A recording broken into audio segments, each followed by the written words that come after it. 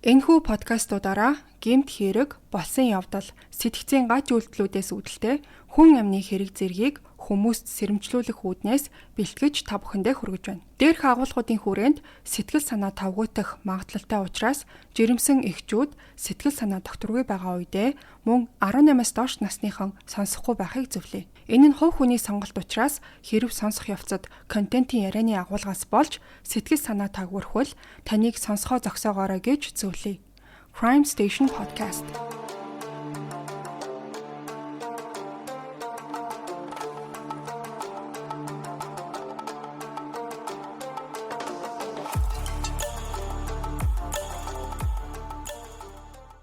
Хөдөлгөөн хорихгүй, аюулгүй. Хүүн даван органик материалтай бөгөөд бид маш хэвтэй. Өнөөдөр ч тасглаа үнэхээр тухтай хийлээ шүү.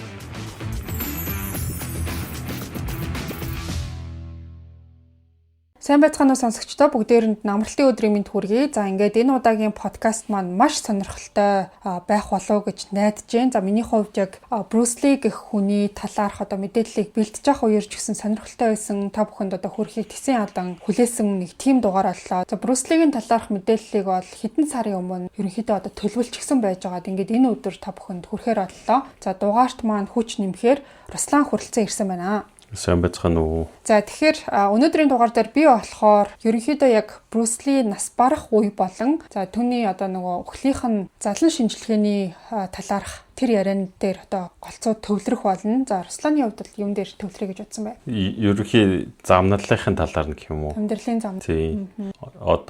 Bruce Lee чинь зөвхөн тулаанаар алдартай биш. Америкт яагаад алдартай болсон бас нэг шалтгаануудын нэг нь бол тийм арай мэрэгүү ухаантай юм ярьдаг ч юм уу, зөвлөгөө илдэг тиймэрхүү тал. Тэгээд би нөгөө өөрөө баг орой гэж орж байгаа анхны дугаар ах тийм тэгэхээр чамайг өөр дугаар дээр оруулах гэж бүр боо юм болдог Bruce Lee гээд ам нээсэн чинь баг анх удаа баг өөр орё гэсэн үү те. Тэгээ martial art нь бол ялтчгүй тулааны урлаг нь бол ялтчгүй аюу алдартай байгаад байдаг. Одоо хүртэл энэ хүнийг баг амьд байлгаж байгаа зүйл нь тулааны урлагийн чадвар нь байгаа шүү дээ. Тийм. Ер нь бол яг Холливуд руу анх кинонд ороод Холливуудын кино гэхүү сериалд орохдоо яг Азийн тулааны урлагийг Америкт байтугай дэлхийд ингээд нээсэн хүн байхгүй. Тэрнээс өмнө бол өмнөх 70 оноос өмнөх кинонуудыг бодох юм бол дандаа нэг юм болох, юм хурдан тулдах гэдэг ч юм уу тийм элементүүд айгүй цөөтэй. Хүмүүс хуучны кино үзэх юм бол яг санах баг. Айгу удаан хөдөлгөөнтэй тэгэл биш гэл зохиол нөгөөх нь өсөрж яваал те. Тэгэнгүүт Bruce Lee маш олон жүжигчдэд хаалга нээснээрээ айгу том үнэлгээ авдаг байхгүй юу? Яг тэрийг хүн болгон ярихгүй л ахaltaа. Гэхдээ Van Damme ч юм уу, Jet Li, Jackie Chan эднэр чинь Jet Li, Jackie Chan жишээлбэл Азад айгу алдартай байсан ч Холливуд руу ерөөс орж чаддаггүй. Гэхдээ тэдний Холливуудын үүдийг нээсэн салхи хагалсан байхгүй. Тэгээ маш олон Европын жүжигчид тулааны урлаг сонирхох, тулааны урлагтай кино хийх энэ олон замыг нээсэн хамгийн том баатар нь баг. Тийм, тэрнээс гадна айгүй олон хүнд бас багшилж ирсэн юм билээ шүү дээ. Айгүй алдартай хүмүүсийн багш нь байсан тийм. Өөрийнх нь багш нь ч гэсэн айгүй алдартай байсан. Тэрний талаар хоёлаа яг дугаарын яг сүүл хэсгээр энэ хүний амьдралын замналаас нь гадна яг сонирхолтой гэсэн фактсуудаас нь бас яриа явуул илүү гоё ах юм болоо гэж бодож байна. За энэ удаагийн дугаар нь бас өгөөжтэй болох бах. Тэгээ эхлээд нас барсан үеийг нь ярьчээ. За энэ үе нь болохоор хүртэл айгүй маргаантай байдаг юм билээ. Тэгэхээр тэр хэсгийг ярьчаа. Тэгээ эргээд хоёлаа задлаад ярив. За тийм.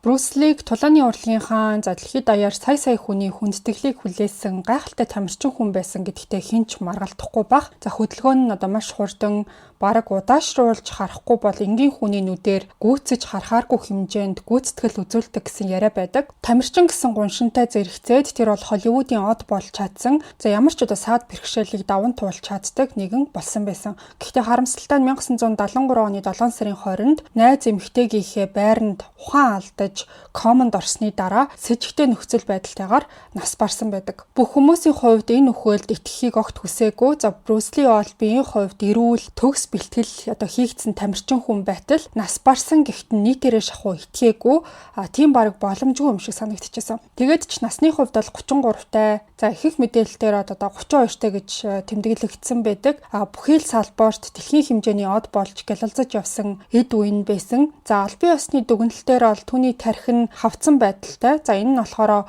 өвчин намдах эмэнд үзүүлсэн хит мэдрэг урвлаас болж үүссэн гэсэн байсан.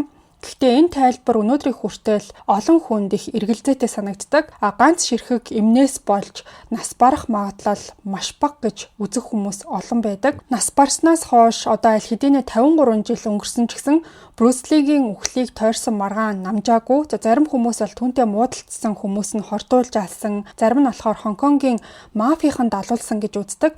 За ингээд энэ үйл явдал бүх цаг үеийн хамгийн нууцлаг үхлүүдийн нэг гэж явдгаас гадна албан ёсны дүгнэлтийг хүмүүс хизээч бүрэн хүлээн зөвшөөрч байгаагүй. За ингээд энэ удаагийн дугаарыг нэлээд уус суйртай та бүхэнд хүргэхийн тулд задлан шинжээч эмч доктор Майкл Хантерийн дэвшүүлсэн таамагийг за ингээ мэрэгжлийн хүний онол дүгнэлтийг та бүхэнд бас хүргэе гэж ботсон байгаа. За энэ хүн болохоор дэлхийд нэр хүндтэй шүүх эмнэлгийн задлан шинжээч. За Америкийн одоо хамгийн том хотуудын нэгнийх нь ерөнхий шүүх эмнэлгийн шинжээч хүн байгаа. За тэгээд доктор Майкл Хантер нас баралтын жинхэнэ шалтгааныг тогтоохын тулд 4,000 гаруй задлан шинжилгээ хийжсэн туршлагатай. Тэгээд энэ хүний хэлснээр бол Брюс Лигийн задлан шинжилгээний тайлан за тэгээд шүүхийн мөрдөн шалгах ажиллагааны тэмдэглэлүүдийг урд өмнө нь байгаагүй хэмжээнд бүрэн үзэх одоо боломжийг олж чадсан байна. Тэгээ тухайн баримтанд тулгуурлаад үнэн болон худлыг ялгаж дэлхийн хамгийн чирэг эрчүүдийн нэг яагаад гинэт одоо нас барсныг тогтоохыг хичээсэн тийм маш сонирхолтой одоо түүхийг ярьсан байсан. Брюс Ли задлан шинжилгээ хийсэн эмч болохоор түүнийг тархины хаван буюу cerebral edema-гийн улмаас нас барсан гэж дүгнсэн байсан. Харин дараа нь болсон шүүхийн мөрдөн шалгах ажиллагаагаар за энэхүү одоо үүссэн байсан хаванг толгоо өвтгөхөд уусан өвчин намдах эмэнд үзүүлсэн хит мэдрэг урвал үүсгэсэн гэж үзсэн байт юм билээ. Гэхдээ өөрийгөө дэлхийн хамгийн чирэг хүн гэж нэрлэдэг байсан ийм хүн ердөө нэгхэн ширхэг одоо өвчин намдах эмнээс болж нас барна гэж үнэхээр одоо байх боломжтой юу гэсэн асуулт гарч ирсэн. 1973 оны 7 сарын 20-ны өдрийн 12 цаг 30 минутанд Брюс Ли одоо нас барахаас 11 цагийн өмнө ажлын өрөөндөө одоо шинэ киноны зохиол дээрээ ажиллаж исэн. За тэр бол Холливуд дахь өөрийнх нь анхны бүтээл болох Enter the Dragon гэдэг киногоо дуусгаад удаагүй байсан. За тэгээд тухайн кинонд болохоор удахгүй одоо нээлттэй хийх гэжсэн байлээ. Хүн болгон энэ киног бол түүнийг дэлхийн хэмжээний од болгоно гэж маш их хүлээлттэй байсан. За түүний эхнэр Линда болохоор найзтайгаа уулзах гад гэрээсээ гарчихсан байсан. Тэр үед бол эдгээр Хонконгт байсан юм байлээ. Энэ хоёр хүн одоо нас барахаас нь 9 жилийн өмнө гэрэлсэн. За тэгээд Брэндон гэд хүүтэй Шаннон гэд бас охинтой болсон юм байна. Тэр өдөр Линдагийн хувьд найзтайгаа уулзах гэж гарсан одоо цаг үе нь нөхрөө амьд сэрүүн харсан хамгийн сүүлчийн одоо мөч байсан. Брюс Лигийн хувьд ердөө 4 жилийн дотор гэхэд Лос Анжелес тулааны урлагийн багш байснаасаа одоо дэлхийн хамгийн алдартай тулаанд киноны од болж хувирсан. Брюс Ли өөрөө бол айгүй тийм мөрөөддөг хүн байсан юм байна.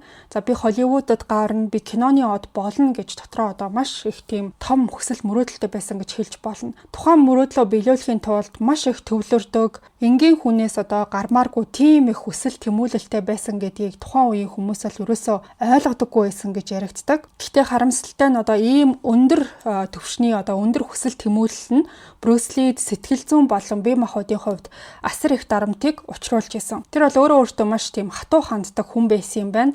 За тэгээ хамгийн одоо шилдэг тулаанч болохыг хүсдэг, хамгийн шилдэг продюсер, хамгийн шилдэг найруулагч болохыг хүсдэг байсан. Түүний эмнэлгийн бүртгэлээс нь харахад бол тэр нас барах үедээ дөнгөж одоо 56.7 кг жинтэй байсан. Тийм болохоор ийм туранхай болсон явдал нь ерөөсөө л одоо хит их ачаалалтай ажлын хуваараас болсон уу, за эсвэл энэнийхэн цаана илүү ноцтой одоо эрүүл мэндийн асуудал байсан уу гэдг нь хүмүүст бол нэлээд хэрэгэлзээг төрүүлдэг. За Брюс Ли бол 1940 оны 11 сарын 27-нд Америк нэгдсэн улсын Сан Франциско хотод төрсөн. За тухайн үед ээж аваа хоёр нь болохоор Хонконгийн одоо дөөрийн хамтлагийнхантайгаа аялан тоглолт хийгээд явж исэн юм байлээ. За гэр бүлийнх нь одоо танил тал айгуу ихтэй, жүжигчний одоо юм холбоо сүлжээ ихтэй. танилын хүрээ ихтэй гэсэн үг шүү дээ. Тэрнийхээ ачаар Брюс Ли 18 нас хүрэхээс өмнө бараг 20 орчим кинонд одоо хүүхэд байхдаа тоглолцсон байсан. За тэр бол амьдралынхаа туршид үнэхээр тийм тогтож сууж чаддаггүй төрлийн хүн байсан. Багт нь түүнийг одоо хизээч нэг газараа тогтож сууж чаддаггүй. За монголчууд болохоор ингээд нөгөө өрөвний өтшөг гэж ярьдэн штэ. Тэгэж дууддаг байсан маа. Тэгээ энэ зан нь болохоор насан турш нь бүр хിവэрэ үлдсэн юм билээ. Гэхдээ тэр бол төрөхдөө маш олон тийм сул талтай байсан юм билээ. За хамгийн одоо ихэнд юу байсан гэхээр Брюс Ли болохоор айгүй тийм туранхаа хөвгт байсан. За тэгээ хараа муутай, арьсны одоо бас асуудалтай байсан юм билээ. За тэгээд сургуулийнхаа хүүхдүүдэд ерөнхийдөө тийм дээрлэхүүлдэг хүүхд байсан. Зарим хүмүүс энэ Брюс Лиг болохоор доглон гэж боддог байсан юм билээ. За тэгээ яг үнэндээ болохоор одоо Брюс Лигийн алхаанд баг зэрэг өсөрч явж байгаа юм шиг харагддаг. Яагаад гэсэн чинь нэг хөл нь нөгөөгөөсөө одоо үл ялэг богино юм байна. 13 настай байхдаа Брюс Ли нэг зодоон дунд оролцоо. За тэгээ зодуулж исэн түүхтэй. За тэгээ тэр үеэс эхлээд өөрийгөө хамгаалах арга болгож тулааны урлагт суралцаж эхэлсэн юм байна. Энэ цагаас хойш одоо дараагийн 10 жилийн хугацаанд тэр бол уур чадвараа уйггүй хөгжүүлсээр ягаад 24 настайдаа Америкийн нэгдсэн улсад болсон тулааны урлагийн тэмцээнд оролцож явах үеэр нь продюсеруудын анхаарал төрштөгөөд дэлгэцийн бүтээлд оролцох тийм урилга хүлээж авсан маа. Түүний гайхамшигтай уур чадвар за хүмүүсийг одоо бүр сорон зэмшиг татах тэр харизм нь түүнийг The Green Hornet гэдэг телевизийн цовралд тоглох боломжийг олгосон. За тэр бол тухайн цовралд Green Hornet-ийн туслах Като гэдэг тийм одоо хүний дүрийг бүтээсэн юм. Гэхдээ Америкийн нэгдсэн улс дахь түүний одоо жүжигчний карьер удалгүй ерөнхийдөө гацалтанд орж эхэлсэн. The Green Hornet гэдэг кино нь олцлогдоод Брюс Лигийн маш их хүсчихсэн одоо кунфу гэх телевизийн цоврал киноны гол дүрийг цагаан арьстай жүжигчин Дэвид Карадайн гэдэг хүнд өгсөн юм билээ. За доктор Майкл Хантер Брюс Лигийн эмнэлгийн тэмдэглэлээс түүний карьер яагаад одоо зогсон байдалд орсныг тайлбарлаж болохуйц өөр нэг чухал зүйлийг бол олсон. За Брюс Лигийн эмнэлгийн бүртгэлээс нь харахад тэр бол нас барахаасаа 3 жилийн өмнө буюу 1970 оны 6 сард нурууны одоо дискний тийм асуудалтай болсон. За яг тэр асуудалтай болсон гэмтэл нь хинт ч юу нь бол айгүй тийм хүнд тусгаар гэмтлээсэн. За амьдралаа ингээд биеийн хүч, идэвхтэй хөдөлгөөн дээр тулгуурлаж босгосон хүний хувьд бол энэ нь бүх амьдралыг нь өөрчилж мэдэх хэмжээний айгүй тийм том асуудал байсан. За тэгээ бас нэг одоо энэ хүний талаарх facts юу байдаг вэ гэхлээр тэр бол төгс бие бэлдарт хүрэхийн тулд өдрө болгон тасралтгүй бэлтгэл хийдэг байсан. За үнэхээр одоо юм нэг зүйлд автахаараа хит их тэрэндээ туйлширдаг төрлийн хүн байгаад байдаг шүү дээ. Ерөнхийдөө бол тийм хүн байсан гэдээ ойлгож болно.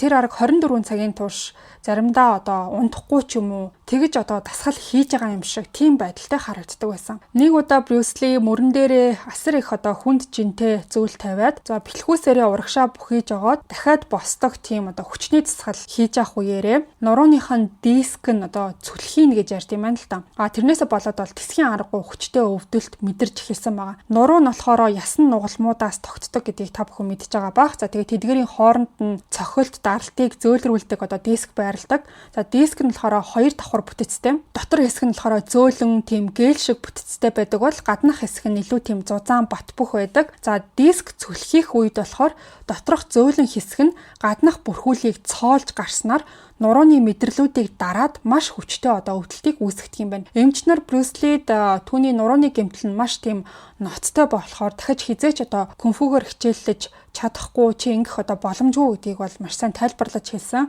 За тулааны урлагийн тамирчны хувьд ийм гэмтэл бол бараг сүрэлтэй адил байсан гэсэн үг. За тэгээ доктор Майкл Хантер Брюс Ли одоо гэмтлээ эмчилж өвдөлтөө намдаахын тулд кортизон гэдэг стероид эмчилгээ хийлгэжсэн гэдгийг нь олж мэдсэн юм байна. За кортизон болохоор хүний бөөрийн дээд булчирхай стрессийн үед ялгаруулдаг кортизол дааврын нийлэг аргаар гаргаж авсан одоо хувилбар юм байна. За энэ нь болохоор өрөвслийг дарахаас гадна бүх биеийн өвдөлтийг намдаах үйлчилгээтэй. Өвдөж байгаа хэсэгт нь шууд тарьснаар кортизон дархлааны хариу урвалыг төр хугацаанд дарангуулад өрөвсөл болон өвдөлтийн их усүрийг маш хурдан багасгадаг. Кортизоны эмчилгээ за бас физик эмчилгээний ачаар Брюс Ли ердөө 6 сарын дотор эмчнэрийн таамгийг няцаагаад дахин одоо бэлтгэлийн зааландаа эргэж ирсэн. За Брюс Лигийн авсан энэ нурууны гэмтэл ихэнх хүний амьдрал за бас карьерийг дуусгах хэмжээний байсан байх гэж үздэг. За гэхдээ Брюс Ли бол асар тийм хүчтэй, хүсэл зоригтой, өөрийн хувь тавиланг хизээч бүрэн зөвшөөрдөггүй хүн байсан. За тэгээ нас барсан өдөрлөөнд буцаж очиход 73 оны 7 сарын 20-ны өдрийн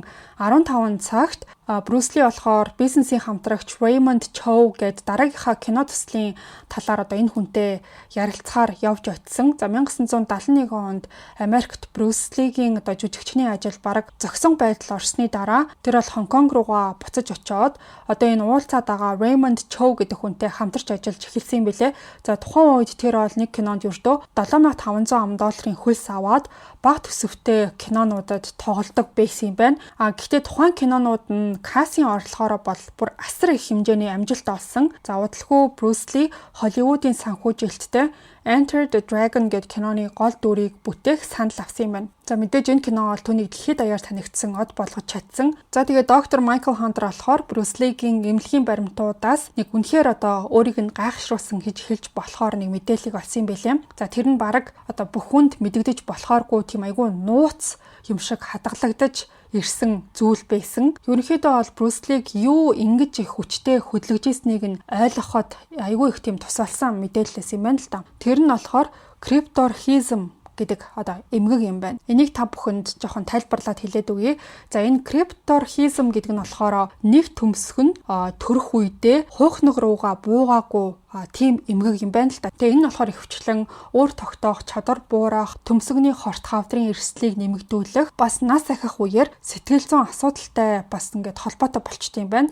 За энэ асуудал Брюс Лигийн хувьд эр хүний хувьд гэсэн үг шүү дээ. Ингээд өөрийгөө яаж мэдэрдэхт нь маш хүчтэй нөлөөлсөн байх магадлалтай гэж үзсэн байгаа. Тэр бол өөрийгөө жинхэнэ эр хүн гэдгээ байнга батлах хэрэгтэй юм шиг дотроо мэдэрдэг байсан байж магадгүй. За энэ мэдрэмж нь 18 настайд нь бол улам бүр хүндэрж эхэлсэн. Яагаад гэхээр Америк нэгдсэн улсын айрамд элсгээр хүсэлт гаргасан чинь крипторхизмын тийм эмгэгтэй гэдэг үүднээс татгалцсан хариу сонсч ирсэн юм байна. Тэгээ ийм зүйл бол түүнд өөрийгөө бусдаас өөрхөн юм шиг мэдрүүлэх нь бол гарцаагүй. За ялангуяа ингээ эр хүнийхээ мөн чанарын тухайд гэсэн үг шүү дээ. Тийм болохоор тулааны урлагийг сонгосон нь өөрийнх нь тэр аюулд орсон юм шиг санагдсан эр хүний дүр төрхийг бүх дэлхийд тод томруу харуулах нэг арга байсан юм биш үстэй гэж өөрийн ирэхгүй хүн болгонд бодогддог. За бие бэлдрийн хувьд төдийлөн бусад хүмүүс шиг айгуу тийм том биетэй хит их булчиндаач гэдэг юм уу. Угаас төрөлхийн том хүмүүс гэж байгаа гэдэг шүү дээ. Тийм хүмүүсийг бодох юм бол найдвар төрүүлэхээргүй төрсөн тэр жижигхэн хүү дотор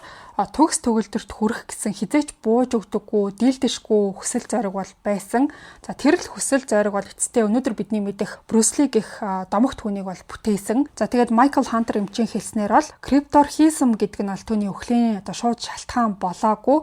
За гэхдээ энэ нь бол тэр өөрийгөө яагаад ийм туйлын хэмжээнд шахаж дайчилдаг байсан гэдгийг ойлгоход бол хүмүүст бусдад илүү их тус болж байгаа нэг үзүүлэлт гэж үтсэн юм байна. За тэгээ Брюс Лигийн эмнэлгийн тэмдэглэлээс олж харсан өөр нэг зүйл нь түүнийг нас барсан шөнө яг юу болсныг ойлгоход илүү их чухал байж магадгүй гэж үтсэн. 1973 оны 5 сарын 10-нд Хонконгт өдрийн 14 цаг 30 минутанд Брюс Лиг нас барахаас 17 хоногийн өмнө тэр бол Enter the Dragon гэдэг киноны дуу хоолойг дахиад бичүүлж исэн юм байна. За энэ болж өнгөрсөн үйл явдал бүр айгүй чухал байгаа даа шүү. Яг тэр үеэр түүний сэтгэл санаа, бие махбодыг бүрэн шавхсан тэр киног дуусгахын өмнөх хамгийн сүүлчийн алхмуудын нэг нь яалтчгүй энэ дуу хоолойгоо дахин бичүүлэх ийм ажил байсан. За тэгээд тухайн өдөр айгүй тийм халуун байсан юм байна л да. Брюс Ли дуугаа бичүүлж авах үед бичлэгт нь ингээ чимээ оруулахгүй байхын тулд техникчид, агааржуулагчийг нь тэр чигт нь унтраацсан. За тэгээ Брюс Ли болохоор яг тэр үеэр айгүй их ингээд хөлрөөд эхэлсэн байна. За тэгээ гинэт л ямар ч тийм анхааруулгагүйгээр өөрөөр хэлэх юм бол урсчилж ямар нэг шинж тэмдэг үзүүлэлгүйгээр тэр гинэт уунаад таталт өгж байгаа юм шиг болоод эхэлсэн. За тэгээд мэдээллүүдэд дурдсанаар бол тэр хэдэн минутын турш ингээд шалан дээр айгүй тийм хүчтэй татганаад маш их тийм хөлөрсөн байдалтай байсан байна. За тэгээд тухайн үед нь түүнийг болол яг тэр студиэс 2 милийн зайд байдаг Баптист эмнэлэг рүү яаралтай хүргэсэн бэлээ. эмчнэр бол түүний амийг аврахаар одоо тэмцэж эхэлсэн. За Брюс Лид болохоор тархины хаван буюу cerebral edema-гийн бараг бүх шинж тэмдгүүд тэр үед илэрчсэн байсан. За эмчнэр болохоор түүнд манитол гэдэг юм тарьсан байгаа. За энэ юм нь болохоор тархины даралтыг бууруулах зорилттой биеийг усгүйжүүлж тархин дахь илүүдэл шингэнийг гадагшлуулснаар хаванг багасгадсан байна. Эмийг хэрэглэснээс хойш 1 цагийн дараа гэхэд Брюс Ли одоо ухаан орсон. За энэний дараа болохоор таталтын шалтгааныг тогтоохоор шинжилгээ бас хийгдсэн. За шинжилгээгээр болохоор Брюс Ли хэмжээний канабис хэрэглэсэн гэдгийг нь илрүүлсэн юм байлаа. За энэ олсон зүйлийг үндэслээд түүнийг бол эмчилсэн эмч тухайн үед нэлээд тийм маргаантай гэмээр мэдээлэл хийж исэн. За тэгээ юу гэж хэлсэн бэ гэхээр бидний оношол тэр энэ бодисыг хэтрүүлэн хэрэглэснээс болсон байх магадлалтай гэсэн дүгнэлт байсан. Хэрвээ тэр үед эмнэлгийн тусламж аваагүй бол тэр нас барах байсан гэсэн ийм зүйлийг ярьж ирсэн юм байна. За энэ онолтой болохоор доктор Майкл Хантер ерөөсөө санал нийлээгүй канабисаас болж одоо хэтрүүлэн хэрэглэсний улмаас нас барах нь бараг л боломжгүй байд юм байна. За гэхдээ Брюс Ли одоо нас барсан шөнөө бас л канабис хэрэглэсэн гэдгийг нь түүний задлан шинжилгээний одоо тайлан дүгнэлтэн дээр нь бол биччихсэн байсан. Ерөнхийдөө бол канабисыг байнга хэрэглэдэг байсан байж болцсохгүй гэсэн дүгнэлтэнд бол одоо эмч маань хүрсэн юм байна. За тэр бол маш их сэтгэл зүйн дарамтанд орчдог тийм хүн байсан болохоор тэрийгэ даван туулахын тулд одоо тухайн канабисыг хэрэглэдэг байсан гэж үзсэн. За энэхүү хар тамхиг хэрэглэсний дараа тэр бол тайвшраад өдөр тутмын амьдрал нь арай илүү хялбар юм шиг санагддаг байсан байгаа. За Брюс Лид бас нэг сонирхолтой одоо тал бас байсан. За тэр нь юу вэ гэхээр түүнийг одоо ингээ нэг талаас нь харах юм бол тэр үнэхээр одоо итгэмээргүй хурдан, шаламгай, одоо гайхалтай уян хатан хөдөлгөөнтэй хүн байгаад байгаа. За харин нөгөө талаас нь харах юм бол одоо хинч энэ хүнийг хараагүй байх үеэр тайван сууж чаддаггүй 50 байхыг хичээсэн ч гэсэн тэрийг одоо хэн чаддгүй гэх юм уу да. Тэгээ 50 байхын тулд марихуан шиг бодис хэрэглэх шаардлагатай байдаг нэгэн байсан. За мэдээж энэ нь бол стрессээ тайлах хамгийн одоо зөв арга биш байсан ч гэсэн Брюс Лигийн хувьд энэ нь бол хамгийн хурдан хамгийн одоо амархан аргуудын нэг яалтчгүй байсан. Үндсэндээ бол канабис хэрэглэх гэдэг нь Брюс Лигийн заавал нууцлах ёстой зүйл байсан. За тухайн үед Хонконгт опиум татах нь төдийлөн асуудал биш байсан ч гэсэн марихуан татахыг бол огт хүлээн зөвшөөрдөггүй байсан юм байна. Марихуаныг бол маш аюултай хар тамхи гэж үздэг байсан. Тэгээд хэрэгэлсэн хүмүүс бол шоронд хоригдох эрсдэлтэй байсан юм байна. Брюс Лигийн задлан шинжилгээгээр түүний ходоод носны өрдөөл 0.5 мг канабис, за нарийн гидснээс нь болохоор 0.4 мг канабис илэрсэн. За энэ нь бол мэдээж маш өчүүхэн хэмжээ байсан. Тэгээд канабис түүний өвхөлд ямар ч үүрэг гүйцэтгээгүй нас барахаас 17 хоногийн өмнө болсон таталттай ч гэсэн холбоогүй гэж доктор Майкл Хантер бол үзэж байгаа юм байна. За эпилепсийн үеийн гинтийн одоо тайлбарлах боломжгүй нас баралт буюу sudden unexpected death in epilepsy гэдэг эмгэгийг аль бие осоор одоо 2006 онд одоо хүлээн зөвшөөрсөн юм байлээ. Эпилепсигийн гоо та бүхгүйсаа мэдж байгаа бах.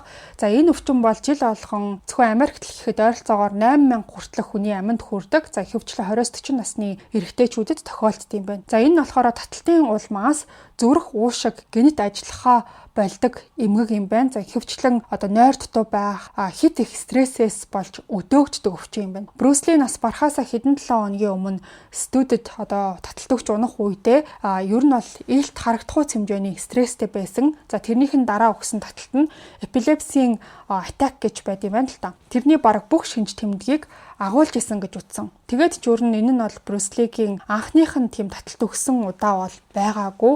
За түүнийг бол багтаа эпилепстэй байсан гэх ярианууд ч гэсэн байдаг юм байна. За заримдаа бол түүний бие хүчтэй таталт өгөөд яг л одоо биенээсээ бүр ингээд гарах гэж байгаа юм шиг болж чичирдэг байсан гэж яригддаг. За тэгвэл Брюс Ли үнэндээ онцлогдоогүй эпилепстэй байсан. Хэрвээ тийм байсан бол нас барсан шөнө дахиж таталт өгсөний улмаас нас барсан байж болох уу гэсэн асуулт гарч ирнэ. За тэгээд цаг хугацааг урагшлуулъя. 1973 оны 5 сарын 25-нд Брюс Ли нас барахаас 8-7 хоногийн өмнө Лос Анжелест байсан. За тэгээд студид одоо нөгөө таталт өгсөн гэж яриадсэн шүү дээ. Тэрнийхээ дараа тэр бол Америкийн нэгдсэн улс руу нисээд UCLA анагаах ухааны төвийн мэрэгчлэнүүдэд бол үзүүлсэн. За эмчнэр бол түүнийг яагаад гинэт ингээ ухаан алдсныг тогтоохыг оролдож исэн юм байна. За тэр нарийн үзлэг шинжилгээний дараа Брюс Ли тодорхой шалтгаангүй таталтын эмгэг. За энэ нь болохоор non-specific convulsive disorder гэсэн тийм оншиг тавьсан юм билээ. Статистик мэдээлэлээр хүн амын ойролцоогоор 10% нь амьдралдаа дор хаяж нэг удаа ийм төрлийн таталтыг бол өгдөг. За ихэнхдээ ийм таталт нь өөр ямар нэг одоо суур өвчин, за эсвэл цусны дах сахарын хэмжээ хэд багассантай холбоотой байдаг. Харин хамгийн чухал зүйл нь гэх юм бол энэ онш нь одоо түрүүний яригадсан эпилепси биш байсан. Түүнд хамгийн ойр байсан хүмүүс ч гэсэн Брюс Ли үнэхээр эпилепстэй байсан эсэхэд эргэлздэг. За кино зураг авалтын үеэр Брюс Лиг эпилепстэй байсан гэж юу нь бол хинч харж байгаагүй, хинч тийм юм сандаггүй,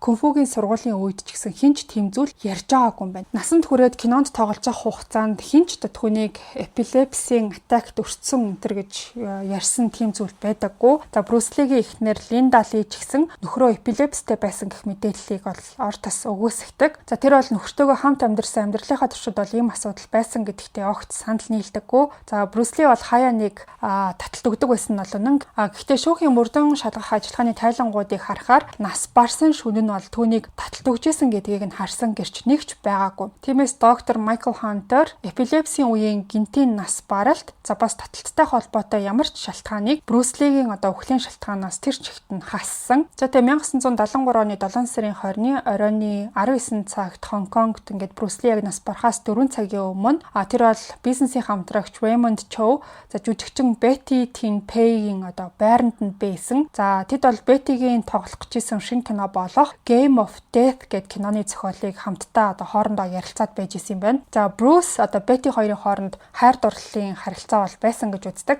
За ямар ч байсан тэд зүгээр нэг дотны найз бол байгаагүй гэж яригддаг юм байна. Bruce Raymond болон Betty-тэй хамт зохиолоо ярилцж авах үедээ өөрийгөө ингээд маш их ядарч ийн, биеийн жоохон тавгүй байна гэдгийг бол хэлж исэн юм байна. За тэгчээд хоёр лаз газтай ундаа уусан ч гэсэн бие нь бол ерөөсөө дээрдэггүй. За удалгүй бол толгойн хүчтэй өвдөж эхэлсэн гэдгийг хэлсэн чинь Betty болохоор түүнд хүчин намдаах юм авчирхаар явсан. За Betty болохоор Bruce Lee-д өөрийнхөө сэтгэл төвшөлтийг намдаах зорилгоор хэрэгэлдэг байсан жороор олгодог Aquagesic гэдэг нэртэй өвчин намдаах юмнээс нэг ширхэг өгсөн юм байлаа. За Aquagesic гэдэг нь болохоор өвдөлт намдаах аспирин, бас сэтгэл түгшээлт, булчингийн чангарлыг багасгах зорилттой Meprobamate гэх бодисыг агуулдаг эм байсан. За энэ нь болохоор 1960-аас 70-аад оны үед бол түгээмэл хэрэглэгддэг эм байсан юм байна. Betty болохоор өөрийн мэдүүлэгтээ Bruce Lee-д ердөө нэгэн ширхэг эм өгсөн гэж хэлсэн. За тэгээ задлан шинжилгээний toxicology шинжилгээ ч гэсэн энэ мэдүүлгийг нь бол баталсан. За гэхдээ өвчин намдаах юм уусан ч гэсэн Брюс Лигийн толгойн өвдөлт нь улам хүчтэй болсон болохоор тэр бол унтлахын өрөөлөө яваад очиж хэвтгэхээр шийдсэн. За Брюс Ли унтж байгаа юм шиг харагдсан болохоор Raymond Chow түүнийг орхиод тухайн үед хуучин Джеймс Бондын дүрийг бүтээжсэн жүжигчин George Lazenby-тэй ресторанд уулзахаар явсан юм байна. Тухайн үедээ шинэ кинонд тоглох гад тэгээд ярилцах ажилтай байсан юм байна. За тэгээ оройн 20 цаг 15 минут болсон. Брюс Ли нас барахаас ингээд 3 цагийн өмнө гэсэн үг. Betty болохоор Брюс Лиг сэрэхээр оролцсон ч гэсэн ямар ч хариу үйлдэл үзүүлээгүй. За тэр дараа ресторанд байсан Raymond Chow руу залгаад Брюс Ли одоо хүртэл унтж байгаа талаар хэлээд дахиад хагас цагийн дараа сэрэх гэж үзнэ гэж хэлсэн юм байна. За ингээ оройн 21 цаг болсон. За Betty дахиад Брюс Лиг сэрэхээр оролцсон ч гэсэн сэрэж чадаагүй. За тэгээ Betty-гийн ярьснаар Брюс Ли ямар ч тийм хариу үйлдэл үзүүлэхгүй байгаа гэдгийг нь хараад маш их айсан. Тэгээ юу хийхээ мэдэхгүй байсан гэж ярьсан. Гэтэ тэр шууд хин нэгэнд мэдэгдэлгүй бас нэлээд ингээд цаг алдсан юм бэлээ. За Брюс Лиг өөрийнх нь гэрт ийм байдалтай олдох юм бол маш том тийм ховжив том тийм дуйлан болно гэж Betty бол дотроо айж исэн маа. Тийм болохоор түргэн тусламж дуудахын оронд хамгийн түрүүнд ингээ Raymond Chow руу залгасан. За тэгээ оройн 21 цаг 30 минут буюу Брюс Ли ингээд нас барахаас 2 цагийн өмнө Raymond Chow Betty-гийн байранд явж очисон. За тэр ч гэсэн Брюс Лиг бас сэрэж чадаагүй. Ингээд тэд нар бол Betty-гийн хувийн эмч рүү нуцсан. За Betty болохоор өөрийн хувийн эмчийг ийм эмзэг асуудлыг нууцлж чадна гэдэгт бол итгэлтэй байсан маа. Эмч байранд явж чод тэгээд Брюс Ли ямар ч хариу үйлдэл үзүүлэхгүй байгаа гэдгийг олж мэдсэн. За Брюс Лигийн эмнэлгийн тэмдэглэлээс харахад түүнийг үдсэн эмч нь болохоор бас нэг тэмдэглэл биччихсэн байдаг. За тэр бол гүн комын байдалд орсон, ямар ч аргаар сэрэх боломжгүй байсан гэж бичсэн байсан. Судасны цохилт бол мэдрэгдэхгүй, бас амьсгалж байгаа ямар ч шинж тэмдэг байгаагүй. Ингээд ийм байдлаар үндсэндээ 2 сарын дотор 2 дахь удаага Брюс Ли яаралтай эмнэлэг рүү хүргэгдсэн. За гэхдээ энэ удаад нь болохоор урдны удаагийн шиг баптист эмнэлэг рүү биш, харин илүү сайн тоног төхөөрөмжтэй Хатан хаан Элизабетийн эмнэлэг рүү авч явсан нь бол маш чухал алхам байсан. За ингээ оройн 22 цаг 15 минутанд Брюс Лиг нас барахаас 1 цагийн өмнө түүнийг яаралтай тусламжийн засаг руу оруулсан. За эмчнэр бол түүнийг аврахын төлөө цөхрөлтгүй бүр хамаг зүйлээ хийж тэмцэж эхэлсэн маа. Хонконгийн хамгийн алдартай хүн өөрсдийнх нь ээлжийн үеэр эмнэлэгт нь нас барсан гэх хариуцлагыг угаасаа хинч үүрхийг хүсэхгүй байх. За тийм болохоор тэд бүх хүчээ дайчилж сэхэн амьдруулах ажиллагааг үргэлжлүүлсэн. За түүнд бол адреналины Брюслигийг шууд зүрх рүү тарьсан боловч ямар ч тийм үр дүн гараагүй. За ингээ оройн 23 цаг 30 минутанд Брюслиг нас барсан гэдгийг аль бие усаар зарласан. Брюслигийн эмнэлгийн тэмдэглэлүүдийг судалж үзэхэд тэр бол эмнэлэгт хүргэгдэх үедээ аль хэдийнэ нас барсан байх магадлал хамгийн өндөр гэж доктор Майкл Хантер үзсэн. Тэр найз бүсгүй гэхээ байранд нас барсан гэдгийг нуухын тулд анх аль бие усаар түүнийг өөрийн гэрийн цэцэрлэгтээ нас барсан гэж мэдэгдсэн байлээ. За гэхдээ удалгүй үнэн ил болоод энэ нь бол хэвлэл мэдээллийн дунд маш том бүр асар том дуйлан болж дэгдсэн. За энэ үнэхээр бол тухайн үед ингээд сенсац болж исэн юм байлээ. Хонконгийн бараг л бүх шар хэвлэл өдөр тутмын сонин сэтгүүл бүр энэ тухай нүур хуудсандаа уралдаж нийлсэн байдаг. За Брюслиг тухайн Бетти гэдэг эмэгтэйтэй хайр дурлалын холбоотой байсан гэдг нь олон нийтэд эл болсон ч гэсэн түүний эхнэр Линда Ли нөхрийнхөө талд бол үнэн ч хിവэрэ үйлцэн. За тэр бол Хонконгт болсон дурсгалын яслалд нь оролцоод тэнд бол түүний төлөө гашуудж исэн 25,000 орчим шүтэн бишрэгчд нь бол цугларсан юм байлээ. За ингээд 4 хоногийн дараа Брюслиг эхнэрийнхэн төрсөн удаг болох Сиэтл хотод оршуулсан юм байна. Түүний шаардлыг Холливуудын алдарт жүжигчид Стив Маккуин болон Джеймс Коберн мөрөн дээрээ өргөж авч явж исэн юм байна. За аль бие усны дүгнэлтээр бол Брюс Ли Aquagesic өвчин намдаах эмэнд үзүүлсэн хит мэдрэг урвалын улмаас нас барсан гэж тогтоосон байдаг. За хит мэдрэг урвал буюу hypersensitivity гэдэг нь биеийн дархлааны тогтолцоо ямар ч аюулгүй, хоргүй бодисыг андуураад аюултай дайсан гэж хүлээж авснаар үүсдэг эмгэг юм байна. Ингэснээрээ дархлааны тогтолцоо хит идэвхжээд цуснд бол их хэмжээний химийн бодис ялгаруулад эхэлдэг.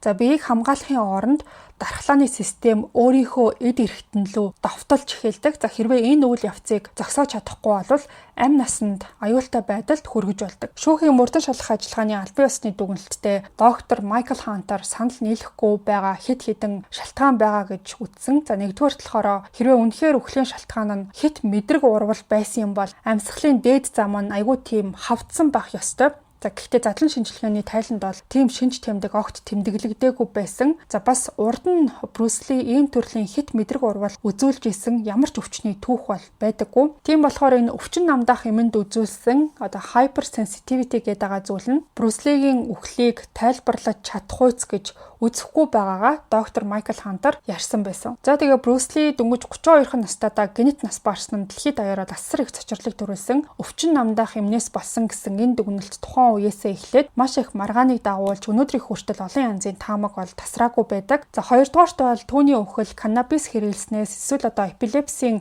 таталтаас болсон байх магадлалтай гэдгийг ч гэсэн бүрэн энэ эмч маань үгүйсгэх юм байна. За гэхдээ нас барахынхаа өмнөхөн Брюсли толгой нь маш хүчтэй өвдөж байгаа гэдгийг хэлсэн. Тийм болохоор түүний үхлийн шалтгаан тархины судасны цүлхэн гэж зүйл нь хагарсан байж болох эсхийг шалгах бас хэрэгтэй байсан гэж үзсэн. Тархины судасны цүлхэн гэдэг нь судасны хааны нэг хэсэг бөмбөлөг шиг товоогоод нэмгэрч сулрахыг хэлдэг юм байна. Цүлхэн томрох тусмаа судасны хан нь улам бүр нэмгрээд улам эмзэг болчдөг. Тэгээ сүүлдээ судасны доторх даралт хангалттай их болоход тэр хэсэг нь хагараад эсвэл цуураад цус гавлын яс болон тархины хоорондын зай руу алдагддаг юм байна. Тархины судасны цүлхэн бол зарим тохиолдолд судасны хааны төрөлхийн савхаас үүсдэг. За гэхдээ Брюслигийн хувьд хамгийн чухал нь толгойн хүчтэй гэмтлийн улмаас ч гэсэн үүсэх боломжтой. Энэ хүн маань өөрөө тамирчин, тулааны урлагийн хүн байгаад байгаа шүү дээ. Нурууны гэмтлийнхээ дараа Брюсли болохоор арагшаа эргэдэг акробат хөдөлгөөнүүдийг каскадиор хийлэгдэг болсон. Харин бүх тулааны хэсгээ тэр бол өөрөө тоглодог хിവэрэ байсан юм билээ. Тэгээ тухайн тулааны зураг авалтын үеэр Брюсли толгой руугаа маш олон удаа хүчтэй цохилтуудыг бол авдаг байсан. За бас Enter the Dragon гэдэг киноны зураг авалтын үеэр Брюслиг ингээд өддөг ч юм уу, жинхэнэ зодтолтохыг хүсдэг хүмүүс бол маш олон байсан байгаа. За тэгээ нөгөө хүмүүс нь болохоор ингээд хэрвээ би Брюслиг ялчих юм бол алдартай олчин, магадгүй надад киноны гэрээ ч гэсэн ирж магадгүй өнтер гэсэн тийм бодолтой хүмүүс айгүй олон байдаг байсан. Яг үнэндээ бол хүмүүс Брюслиг хараад дэлгэцэн дээрх дүрээс нь ялгаж салгаж өрөөсө чаддаггүй байсан юм. Тийм болохоор түүнийг хаанч явсан гэсэн хүмүүс өддөг ч юм уу, хүчээ үүсхийг хүсдэг тийм төрлийн хүмүүс бол ингээд байнга гарч ирдэг байсан гэсэн. Тэгээ энэ бол Брюслигийн хувьд айгүй том асуудал нь байсан. Тэр бол карьерийнхаа туршид толгойд маш олон удаа ингээ хүчтэй цохилтуудыг авсан нь угаасаа тодорхой харагддаг. Тэгээ судасны цүлхэн хагарсны хамгийн тод шинж тэмдгийн нэг нь гэх юм бол субарахноидын цус алдалт буюу тархины суурийн гадаргуу дээр цус алдах явдал юм байна. Гэхдээ задлан шинжилгээний тайланг нь харахад бол энэ шинж тэмдэг огт илрээгүй байсан. За ерөөс бичигдээгүй гэсэн үг шүү дээ. За тэгээд цааш нь тайланг харахад бол нэг сонирхолтой зүйл бол эмчид анзаарагдсан байна. Түүнд бол мөнгөн ус болон хар тугаллага илрүүлэх шинжилгээ хийсэн юм байна. За энэ нь болохоор хордлоготой хамгийн түгээмэл холбоотой уул мөр металл байдаг. За эндээс нь бол мэдээж Брюс Лигийн үхэлд ямар нэг гэмт хэрэг хорлолт холбоотой байсан юм биш үстэй гэсэн асуултыг бол хүмүүст төрүүлж байгаа. За үнэндээ бол нас барахаасаа өмнөх саруудад Брюс Ли хэн нэгэн өөрийг нь алахыг оролдож магадгүй гэж улам бүр тийм санаа зовдөг болсон юм байна. За амьдралынхын сүүлчийн үеүүдэд Брюс Литэй ойр байсан хүмүүсийн ярьснаар бол тэр улам бүр хүмүүсийг хардаж сэрддэг. Ер нь л урдныхаасаа илүү их сэрэмжтэй хүн болсон гэж ярьсан байдаг. Тэгээ зарим нь бол үүнийг хар тамхи хэрэгэлдэг болсонтой холбоотой байж магадгүй гэж үздэг гэсэн. Гэхдээ түүнийг нас барахын өмнөхөн бие махбодын хувьд ч гэсэн сэтгэл зүйн хувьд ч гэсэн мэдэгдэхүйц өөрчлөгдөжсэн нь тодорхой гэж ярьдаг. Яагаад вэ гэхээр тэр бол орныхоо хажууд үргэлж тийм хутга ч юм уу эсвэл сэлэм тавьдаг болсон байгаа. За бас хаашаач явсан гар буу биедээ байн авч явдаг болсон. Шүүхийн мөрдөн шалгах ажиллагаанд өгсөн гэрчүүдийн мэдүүлгээс харахад Брюс Ли нас барахаасаа өмнөх хэдэн цагийн туршид ядарч байгаагаа бас толгоо өвдөж байгаа гэдгээ хэлснээс өөрөөр бол ямар нэг ноцтой өвчтөй байгаа юм шиг ерөөсөө огт харагдаагүй. Тэгээ ийм эрүүл хүн ердөө хэдхэн цагийн дотор нас барсан гэдэг нь Брюс Ли ямар нэг хортой бодис хэрэгэлсэн байж магадгүй гэсэн таамгийг төрүүлдэг. За тэгвэл Брюс Ли үнэхээр хордуулсан байсан уу? Хэрвээ тийм бол хэн түүнийг хордуулсан бэ гэсэн асуулт гарч ирнэ. За ерөнхийдөө бол Брюс Лиг алах шалтгаантай хүн цөөнгүй байсан. Үннийг хэлэхэд тэр бол хүн болгонд таалагддаг нэгэн байгаагүй. Цаг хугацаа өнгөрөх тусам түүнтэй хамт ажиллахад бол улам бүр хэцүү болж исэн юм билээ. За тэр бол олон хүнтэй олон нийтийн өмнө хүртэл муудалцж исэн, зодтолж исэн. Брюс Ли өөрөө бол маш тийм төргүү ууртай хүн байсан юм байна. Хэрвээ чи түүнийг өдөх, эсвэл өөрийг нь занал хийлж гин гэж мэдрүүлсэн л бол тийм мэдрүүлэх ямар нэг зүйл хийх юм бол түүний хамгийн эмзэг цэгийг нь хүндж байгаа гэсэн. Тэгээ мэдээж Холливуд хүрэх замдаа Брюс Ли бол маш хүчтэй дайснуудтай болчихсон байсан. За түүний үхэлтэй хамгийн их холбогддог хүмүүсийн нэг нь бол The Big Boss гэдэг киноны найруулагч Ловей гэдэг хүн юм байна. Брюс Ли Ловей хоёрын хооронд нэг удаа ширүү маргаан болоод Брюс Ли болохоор хутга гаргаж ирээд тэр Ловей гэдэг хүний хоолойнд нь тулгаж агаад чамайг би алын шүү гэж сүрдүүлж исэн юм байна. Гэхдээ Брюс Лигийн үхэлтэй зөвхөн дургуутсан ч юм уу өөртөө шүргөөцөлдөж исэн хүмүүс холбогдоогүй. Хонконгийн далд ертөнцийг атгаж исэн мафийн ч гэсэн энэ хэрэгтэй холбогддог. За тухайн үед бол Хонконгийн гэмт бүлэглэлүүд кино үйлдвэрлэлийн салбарт хүртэл маш их нөлөөтэй байсан. За урдны дугааруудаар ч гэсэн энэ асуудал бол яригдчихсэн шүү дээ. Ерөнхийдөө бол Хонконгийн мафийн маш их хэмжээний хууль бус аргаар хөрөнгөжсөн байдаг. За тухайн мөнгөө угаахын тулд кино үйлдвэрлэлийнхаа салбар руу эргэлт буцалтгүй орсон гэж үздэг. За тэгээд тэдний хувьд болохоор Брюс Ли гаднаас ирсэн хүн байгаад байгаа. Өөрөөр хэлэх юм бол яг Хонконг гаралтай боловч Америкт төрчөөд тэндээс ирсэн хүн байгаад байгаа шүү дээ. За тэгээ Брюс Лигийн хувьд тэр бол бүх зүйлийг өөрийнхөө хийхийг хүсдэг байсан. Мэдээж энэ зүйл нь бол мафийнхны таалалд огт нийцээгүй. За нэг удаа тэр бол Хонконгийн хамгийн том мафийн бүлэглэлүүдийн нэг болох Triad гэдээ байдаг. За тухайн бүлэглэлийн нэг гишүүнийх нь хүүтэй нь зодтолж исэн юм байна. За тэгээ тухайн зодооны үеэр Брюс Ли тухайн залууг бол зодтолж үеэр маш хүнд тийм гэмтэл учруулсан юм билээ. Тэгээ тэрнийхэн дараа түүнийг алахаар хүн хөлсөлсөн гэсэн тийм яриа бол гарсан байдаг. За тэрийг Брюс Ли ч гэсэн өөрөө энэ ойр дотныхоо хүмүүс ярьж исэн юм байна. За тэгээ тэр цагаас хойш мэдээж хүмүүсийн дунд түүнийг хордуулсан бол яг хэн хордуулчихва гэсэн асуулт бас гарч ирсэн. Брюс Лиг алах сэдэлтэй байсан хүмүүсийн нэрийг хууль эрх зүйн шалтгаанаар угаасаа дуртахыг хэн ч хүсэхгүй байх. Тэрнээс гадна 1970-ад оны үед токсикологи шинжилгээ одоо үеийнх шиг хөгжөөгүй байсан гэдэг нь ойлгомжтой. За гисэн эдээч Брюс Лигийн цус болон эдийн дээжийг 3 өөр лаборатори руу шинжилгээнд явуулсан юм билээ. За тэгээд тэдний алинд нь ч хордлогыг илтгэх ямар нэг бодис илрүүлж чадаагүй. Тийм болохоор энэ Брюс Лиг хордуулж алсан гэсэн таамгийг ч гэсэн үхлийн шалтгаанаас нь бүрэн хассан байдаг. За тэгээд доктор Майкл Хантрийн хувьд бол бүх эмнэлгийн мэдээллийг наривчилж судалж харсны дараа түүний үзснээр үхлийн шалтгаан нь нас барахаасаа 3 жилийн өмнө авсан нурууны дискний гэмтэлтэй холбоотой гэж үздэг юм байна. За Брюс Ли болохоор тухайн нурууны дискний асуудал үүссэний дараа эмчнэр түүнд бол дахиж хизээч конфигур хичээллэж болохгүй чи өөр нь угаасаа чадахгүй гэж хэлжсэн. Тэгээд Лос Анжелес дахь эмчнэр болохоор түүнд өвчин намдах юм бичиж өгөөд кортизон гэх стероидыг тарьж эмчилсэн. Тэгээд 1970-ад онд стероидын гаж нөлөөний талаар маш бага зүйлийг бол мэрэгчлэтнүүд мэддэг байсан. За тийм болохоор тухайн эмийн хэрэглээг бараг хинч хяндаггүй байсан юм байна. Хитрхи их хэмжээний кортизон хэрэглэх нь маш маш ноцтой тийм үр дагаварт хүргэж болдог. За энд нь болохоор зүрхний шигдээс тархины харвалт цаашлаад өвхөл хүртэл багтдаг. За доктор Хантер болохоор өөрийн одоо энэ тамгийг батлах чухал нотлохоог олсон гэж үздэгэн байлээ. За кортизоныг одоо удаан хугацаанд хэтрүүлж хэрэглэдэг хүний хамгийн тод шинж тэмдгийн нэг бол хит их хөлрөх юм байна. Ийм имийг удаан хэрэглэдэг зарим хүмүүсийн хөлс ялгаруулдаг булчирхай хүртэл мэс заслаар авах шаардлагатай болд юм билээ. Энэ нь болохоор маш ховор хийгддэг мэс засал боловч стероидыг хэтрүүлж хэрэглэдэг хүмүүст тохиолдож болох зүйлтэй бол нийцжсэн. За Брюс Лигийн эмнэлгийн бүртгэлийг нь үзэхэд бол 1972 оны 11 сард тэр бол сугны одоо хөлсний булчирхайгаа ахуулах мэс засал хийлгсэн гэдэг нь тэмдэглэгдсэн байдаг. За тэгээд тэр бол нас барахаасаа өмнөх хэдэн сарын хугацаанд бас маш их жин хассан байсан. За энэ нь ч гэсэн бас кортизоныг хэтрүүлэн хэрэглэсний бас нэг шинж тэмдэг юм байна. За тэгээ Брюс Ли одоо анхны удаа ухаан алдсны дараа Лос Анжелест эмч нарт үзүүлэхдээ маш их стресстэй байгаа гэдгээ бас нойргүйдэлтэй болсон тухайгаа бас ярьсан байдаг. За тэр бас хоолны дуршил нь бүр ингээд байхгүй болцсон. Одоо ямар ч тийм хоол идэх хүсэлгүй болцсон байгаа гэдгийг хэлсэн юм билээ. За түүнийг үзсэн эмч нар Брюс Лиг ердөө л одоо 56.7 кг жинтэй байгааг нь хараад маш их санаа зовж исэн юм байна. Тэгчээд түүний биеийн өөхний хэмжээ ердөө л 1% байсан байна. Өөрөөр хэлэх юм бол бараг ингээд яс булчингэн зөвхөн арсил бүрхэж байгаа юм шиг тийм торхоо олцсон байсан. Тэгээ жин ихээр алдаад хоолны дуршилгүй болсон асуудлаа нөхөхийн тулд Брюс Ли бол эхнэр Линдагийнхаа хийж өгдөг өндөр уурагтай коктейлийг тогтмол одоо уудаг болсон. За тэр бүр үнэний цусыг хүртэл шилээр нуудаг байсан маа. Заримдаа сүйтэй хойлоод, заримдаа одоо ямар ч холцгүйгээр шууд уудаг байсан. Ягаад гэхээр тэр бол үнэний цуснд өөрт нь хэрэгтэй маш олон одоо амин дэм, эрдэс, бодис байгаа гэдэгт бол итгэдэг байсан юм байна. За тэгээд хоолны туршил буурсан, маш хэмжээний жин хайсан гэдэг нь кортизоныг хэтрүүлж хэрэглэсний шинж тэмдэгтэй ч гэсэн бүрэн нийцж байгаа. За тэгээд нас барахаасаа өмнөх саруудад Брюс Ли долоор хит хитэн гаж нөлөө илэрч эхэлсэн. За тэр нь болохоор толгой нь хөвчтэй өвдөх, арсны өнгө нь өөрчлөгдөх гэсэн ийм зүйлүүд байсан. Кортизон нь болохоор судаснуудыг өргөсгдөг болохоор нүүр нь одоо байнга ийм улаацсан байгаа юм шиг харагддаг. Та бүхэнд одоо жишээ олоход тайлбарлах гэх юм бол одоо ингээд айгүйх спортоор хичээлсэн ч юм уу айгүйх гүйсний дараа ингээд хүмүүсийн одоо нүүр ам нь ингээд амар улаачдаг штэ. Тийм улаалт гэсэн. Enter the Dragon гэдэг киноноос нь харахад Брюс Лигийн арсны өнгө нь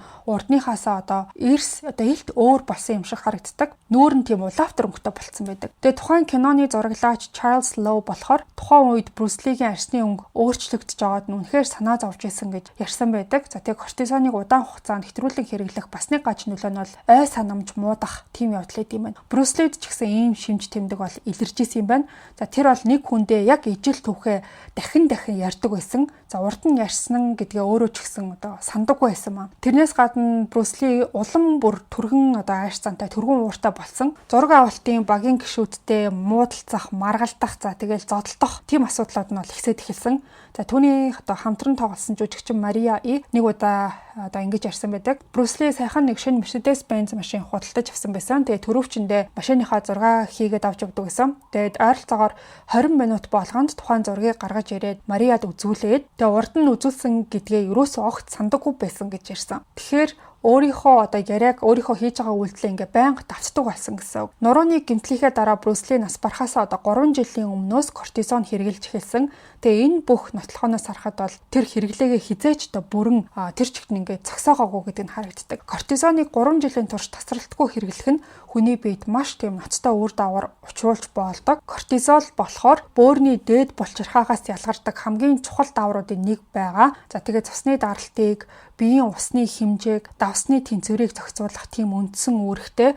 Харин кортизоныг тэгж хэд их хэрэглэх үед бөөрийн дээд булчирхаан үйл ажиллагааг дарангуулад тэрнээсээ болоод одоо тэр бөөрийн дээд булчирхаан дутагдал гэдэг зүйл үүсдэг юм байна. Хамгийн хүнд тохиолдол нь бол бөөр биеийн ус давсын хэмжээг зөв зохицуулж чадхаа болдог. За ингэснээсээ болоод цусны хэмжээ огцон багасаад цусны даралт аюултай хэмжээнд унаад за эцэст нь зүрх зогсоод одоо ингээ хүн нас бардаг байна. Энийг нь болохоор одоо ангаахын хэллэгээр adrenal crisis гэж нэрлэдэг юм байна. За энэ нь одоо crisis эхэлсэн даруйд Брюс Лигийн зүрх судасны тогтолцоо олаажмаар ажиллагаагаа алдаж эхэлсэн. Биеийн халуун нь огцом нэмэгдсэн болохоор тэр өөрийгөө биеийнхээ одоо температурыг буулгахын тулд газтай ундаа уусан маа. Гэхдээ энэ нь болохоор түүний биеийн эдүүдийн шингэний тэнцвэрийг улам бүр алдагдуулаад эдүүд нь хит их шингэнээр дүүрэхэд хүргэсэн. За удалгүй толгой нь хүчтэй өвдөж эхлэхэд Брюс Ли одоо тэр Aquagesic гэдэг өвчин намдах эмийг уусан. За дараа нь Брюс Ли орон дээр хөвцсөн. Тэр үед түүний зүрх судасны ажиллагаа нь алдагдаад биеийн шингэнийг улам ихээр одоо хоримтлуулж эхэлсэн. За удалгүй бол цусны эргэлтэн сараад тэ тархины хаван үүсээд эцэст нь үхэлд хүргэсэн тийм комонд орсон гэж үзсэн. Бүх эмнэлгийн баримт болон одоо тухайн үеийн боломжтой бүх мэдээллийг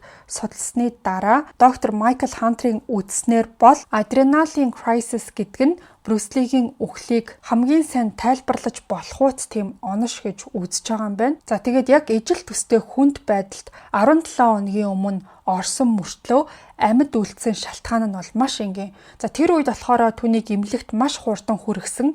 Одоо яг 2 дахь удаа шиг цаг юусаа алдаагүй гэсэн үг шүү дээ. Эмчнэр бол биед нь хуримтлагдсан илүүдэл шингэнийг багасгах тийм үйлчлэгээтэй эмийг хэрэгэлсэн. Өөрөөр хэлэх юм бол өмнөх удаангийнх нь adrenaline crisis-ийг нь тухайн эмчилгээ сармагжуулж чадсан гэсэн үг. Ингээд Бейбелдрийн хувьд төгс биш төрсөн нь бүх дэлхийд даяар өөрийгөө зүгээр нэг эр хүн биш харин эр хүний төгс илэрхийлэл гэдгээ батлахын төлөө маш хүнд замыг сонгоход хүргэсэн гэж үздэг юм байна. Тийм байдлаараа үргэлж харагдахын тулд өөрийгөө үхэлд хүргэх стероидыг удаан хугацаанд хэтрүүлэн хэрэгэлсэн гэж мэрэгжилтнүүд дүгнэдэг. За гэхдээ мэрэгжлийн хүмүүс ийм дүгнэлтийг тайлбарлаж ярьдаг ч гэсэн одоо хүртэл Брюс Лиг хэн нэгэн санаатайгаар алсан гэсэн таамагт итгэх хүмүүс байсаар байдаг.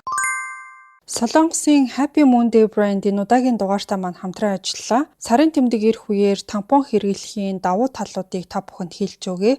За зарим хүмүүс бол аюултай гэж боддог ч гэсэн яг үнэндээ огтхонч аюул байхгүй, цэвэрхэн, за өдөржин тухтай байх боломжийг олгодог. Гол нь та 4-8 цаг тутамд солих хэрэгтэй. Тампон хэрэглэснээр та усанд сэлэх, бариу хувцас өмсөх, спортоор хичээлэх гэх мэт бүхий л одоо идэвхтэй цаг үед хэрэглэх боломжтой гэдгээрээ давуу талтай. За элдв өнөр ялгархгүй, сарын тэмдэг ирчихсэн гэх мэдрэмж байхгүй, ариун цэвэр талаасаа ч гэсэн илүү тааламжтай байдаг. За ялангуяа зуны уйлралд тампоны хэрэглээг төлхөө сонгохыг зөвлөе. Органик хөвөн давуу материалтай Солонгос улсад үйлдвэрлэгдсэн хүний биед гаж нөлөө огт үзүүлдэггүй өөрөөсөө түлхэгчтэй Happy Monday брендийн тампоныг та CU болон Efes-ийн бүх салбар дэлгүүрүүдээс худалдаж авах боломжтой. За ингээд хэдүүлээ дугаар руугаа буцаад оръё.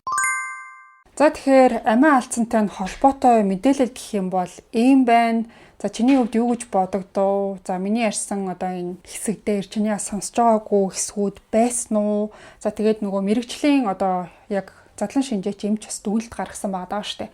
Тэр дүгнэлттэй чи хэрэг санал нийлсэн бэ? Би бол хэд видео үзсэн байхгүй юу? Тэрэн дээр айгүй их тийм бодлантай хүн болгон өөрийнхөө одоо тэр чинь хүмүүсийн видео болохоор тэгээ өөрийнхөө ярддаг. Тэгээ албан ёсныхаа мэдээллийг харахад бол ер нь тэр эмэнд одоо аллерги гэх юм уу да маш том реакц үзүүлээд өнгөрцөн байх магадaltaй юм болов уу гэж би бас бодож ирсэн. Тэгээд дараа нь чиний ярьсан илүү дэтейлтэй задлсан юм минь бодхолоор нэрэл маш олон юмны одоо хавсрал гэх юм уу те тэрнээс болоод өнгөрсөн юм болов. Би энэ эрүүл тэгээ бараг 32 настай мөртлөө бараг 20 настай хүүхчиг л бийтэй тийм эрүүл сарвал те дотор эрэхтэн тэгээ цорын ганц юм тархинд л ингээд юм болоод өнгөрчихөж те. Тэгэхээр тэр бол тарих бол миний бодлоор тулааны урлагаар хичээлдэг хүмүүс яг толгоороо зөхиулээд тахлаар насны бүксэнд яг ингээд толгоо молгоо өвддөг ч юм уу маш их одоо ой санамж мартдаг ч юм уу тийм өвчмөд яг тусдаг нь үнэн байхгүй юу. Тэгэхээр тулааны урлагаас нь байсан байж болох байх гэж би бас бодоод байгаа. Яг бол Брюс Ли ч айгүй нөгөө жижигхэн биетэй ч гэсэн айгүй шадруу айгүй их зодтолдог байсан Гонконгтой. Тэгээ өсвөр насндаа нөгөө зодтолдоод Траяда бүлгийн бүр боссын хүүхдтэй зодтолдоо тэгээ Америк руу зугатаасан шүү дээ. Тэр хоорондоо байнгын зодон хийдэг байснаас гадна нөгөө чиний ярьснаар маш их зураг авалтын багийнхантайгаа одоо тэмцээн зохиодог, зураг авалтанд цуг оролцож байгаа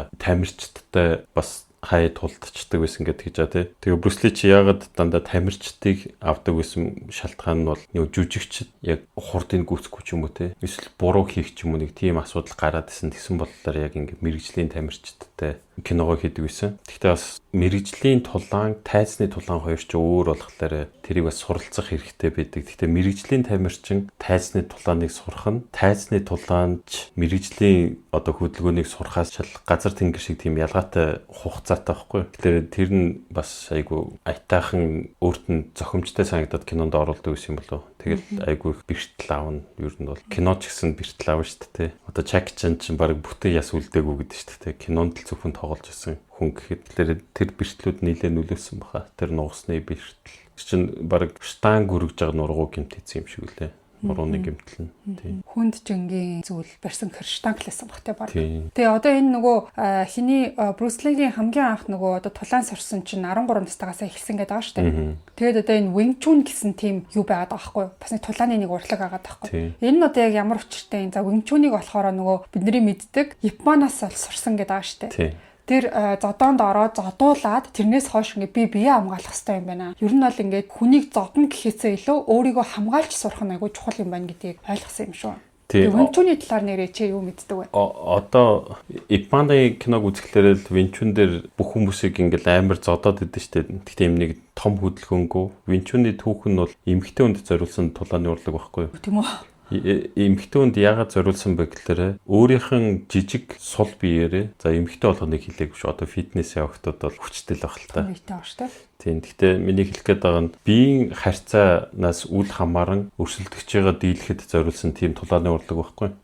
Тэгээд Ипман бол угаасаа маш алдартай багш болцсон байсан. Тэр үед нөгөө сахилгагүй хөлт шин тийш орсон. Сахилгагүй болохлээрээ бас аав нь тийш оруулсан. Юу нь бол гол шалтгаан. Хүүхдүүдтэй зодолтой явуулахлаар наад хүчээ өөр тийш чиглүүлгээд тийш оруулсан байгаа байхгүй. Тэгээд 18 талаар чинь 13-аас 18 насны хооронд Винчун сурсан баха. Тэгээд Америк руу нөгөө зугтаасан шүү дээ тий.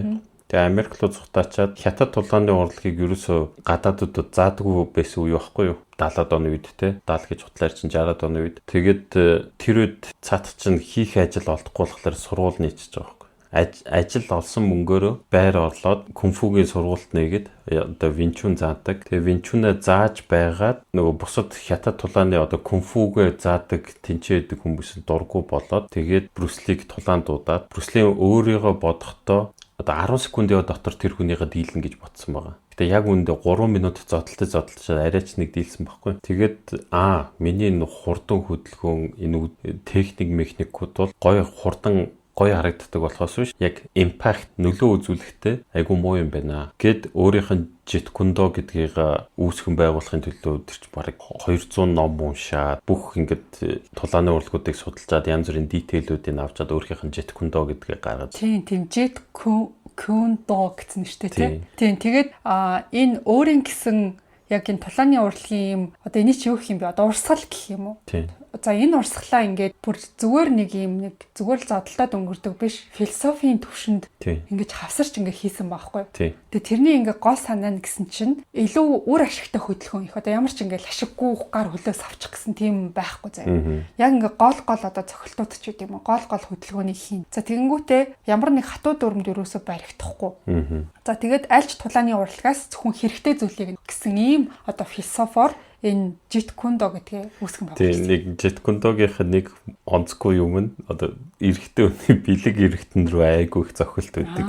Яг эмзэг цэгрүүнд гэсэн шүү дээ. Тэр чинь яг үндэ бол хэрэггүй биш хамгийн хэрэгтэй зохилт нь болчиход байгаа. Нүүрлэн зохиод одоо тэрийг хэдэн оны бичлэг юм бол 70 оны бичлэг болтой. Бичлэгэн дээр яг өөрөө ярьж байдаг шүү дээ. Нүүрлүүн зохиод юуруу хүлнийхэн завсраар нь гараараа бас зохиод тий. Нүүрлүүн зохиод хүлнийхэн завсраар нь зохиод. Нүүр гэдэг чинь одоо нөгөө нормал уун гэсэн үг шүү дээ баг. Тий одоо хүзүүч байж магадгүй ерэн зүгээр ингээд дээгүүр зогчоод хүлнийхэн завсраар нь зогчоод хоошоо нэг алхаа дахиад хүлнийхэн завсраар нь өшгөлээд гэдэг байгаа байхгүй. Тэгээ нэг инчийн цохилт гэдэг нь айгу домог болж исэн юм байна. Тий. 1 inch punch гэдэг нэртэй. Тэгээд 2-оос 3 см-ийн зайнаас хийдэг цохилт нь айгу хүчтэй байсан. Тэгээд энэ техникийг одоо хүртэл олон тулаанчид судалдаг гэсэн байна.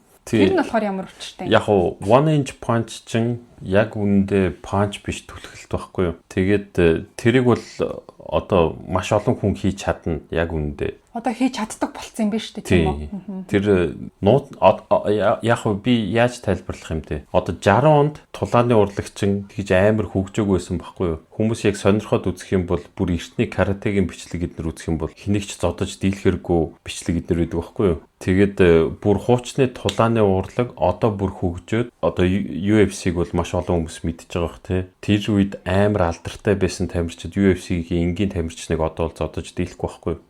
Тэр үеийн тулааны урлаг өөр хөгжилтэйсэн. Форм нь өөр. Тэгээд ийм нөгөө айгу стрикттэй хатуу. Тэгээд тэрийгээр л зодтолддог. Тэрэнд сайн муугаа ерөөсөө мэдтгүү. Тэгээд тэр дундаас нь техникээрээ биш өөрийнх нь байгалийн авьяасаараа цойлогсоод гарч ирдэг гэсэн үг байхгүй тий. Одоо нэг байгалийн хүчтэй, байгалийн хурдтай яг л бүгдээрээ л өдөр ингээ 1000 сунаагаад ч юм уу бүгдээрээ булчин ижилхэн тэгэл тэр дундаас яг ингээд учрыг олж байгаа л дээшээ явдаг байсан үе байхгүй. Тэгээд Брюс Ли тэрийг хизээ мэдсэн бэ гэхээр нөгөө нэг 10 секундын дотор хүнийг дийлчихнэ гэж хизээч хүнтэй тэр техникээр зодтолтож үзээгүй хүн чинь одоо өөр хүнтэй 10 секундээс дээш даваад сулдаад эхлэхлээр жигнэсээ хүн чинь техник гэхээс илүү нөгөөнийгөө дийлэхээр ингээд нөгөө толгоонд өөрөөр ажиллаад эхэлсэн шүү дээ. Эн чинь ингээ өөр байгаа юм байна гэд тэг арай эффектив юм тулааны урлагийг ингээд хөгжүүлэх гэж үтсэн байгаа байхгүй. Тэгээд тэр нь бол Брюс Лигийн яг шантрашгүй тэр бууж өгөхгүй зан бас айгу нөлөөлсөн баг тий. Би өстө насаараа сурсан юм баста шалхуудлаасан байна гэх орнд эн чинь болоогүй юм байна. Би энийг сайжруулах хэрэгтэй юм байна гэд. Ингэж тулааны урлаг угаасаа хөгждөг. Тэгээд өнөөдөр хүрэхэд бол ингээд маш олон гой спортууд гараад ирсэн юм шүү тий. Тэгээ эргээд чиний асуултанд хариулахад Азийн тулааны урлагт философи амар хөгжсөн байдаг. Тэрийг дэлгэрүүлэх нь ер нь Европ, Америкуудад амар шинэлэг зүйл байхгүй. Тэгээд тулааны урлаг одоо Jeet Kune Do, Karate Do гэдэг энэ Do гэдэг чинь замнал гэсэн үг байхгүй. Одоо яг л тийм тулаанчийн замналаар явж байгаа гэсэн утгатай. Тэгээд яагаад Jeet Kune Do гэж орж ирж байгаа вэ гэхээр Do гэдэг нь Япон үг байгаа ч тий. Тэгээд Японы юмыг бас айгүй их авсан байхгүй.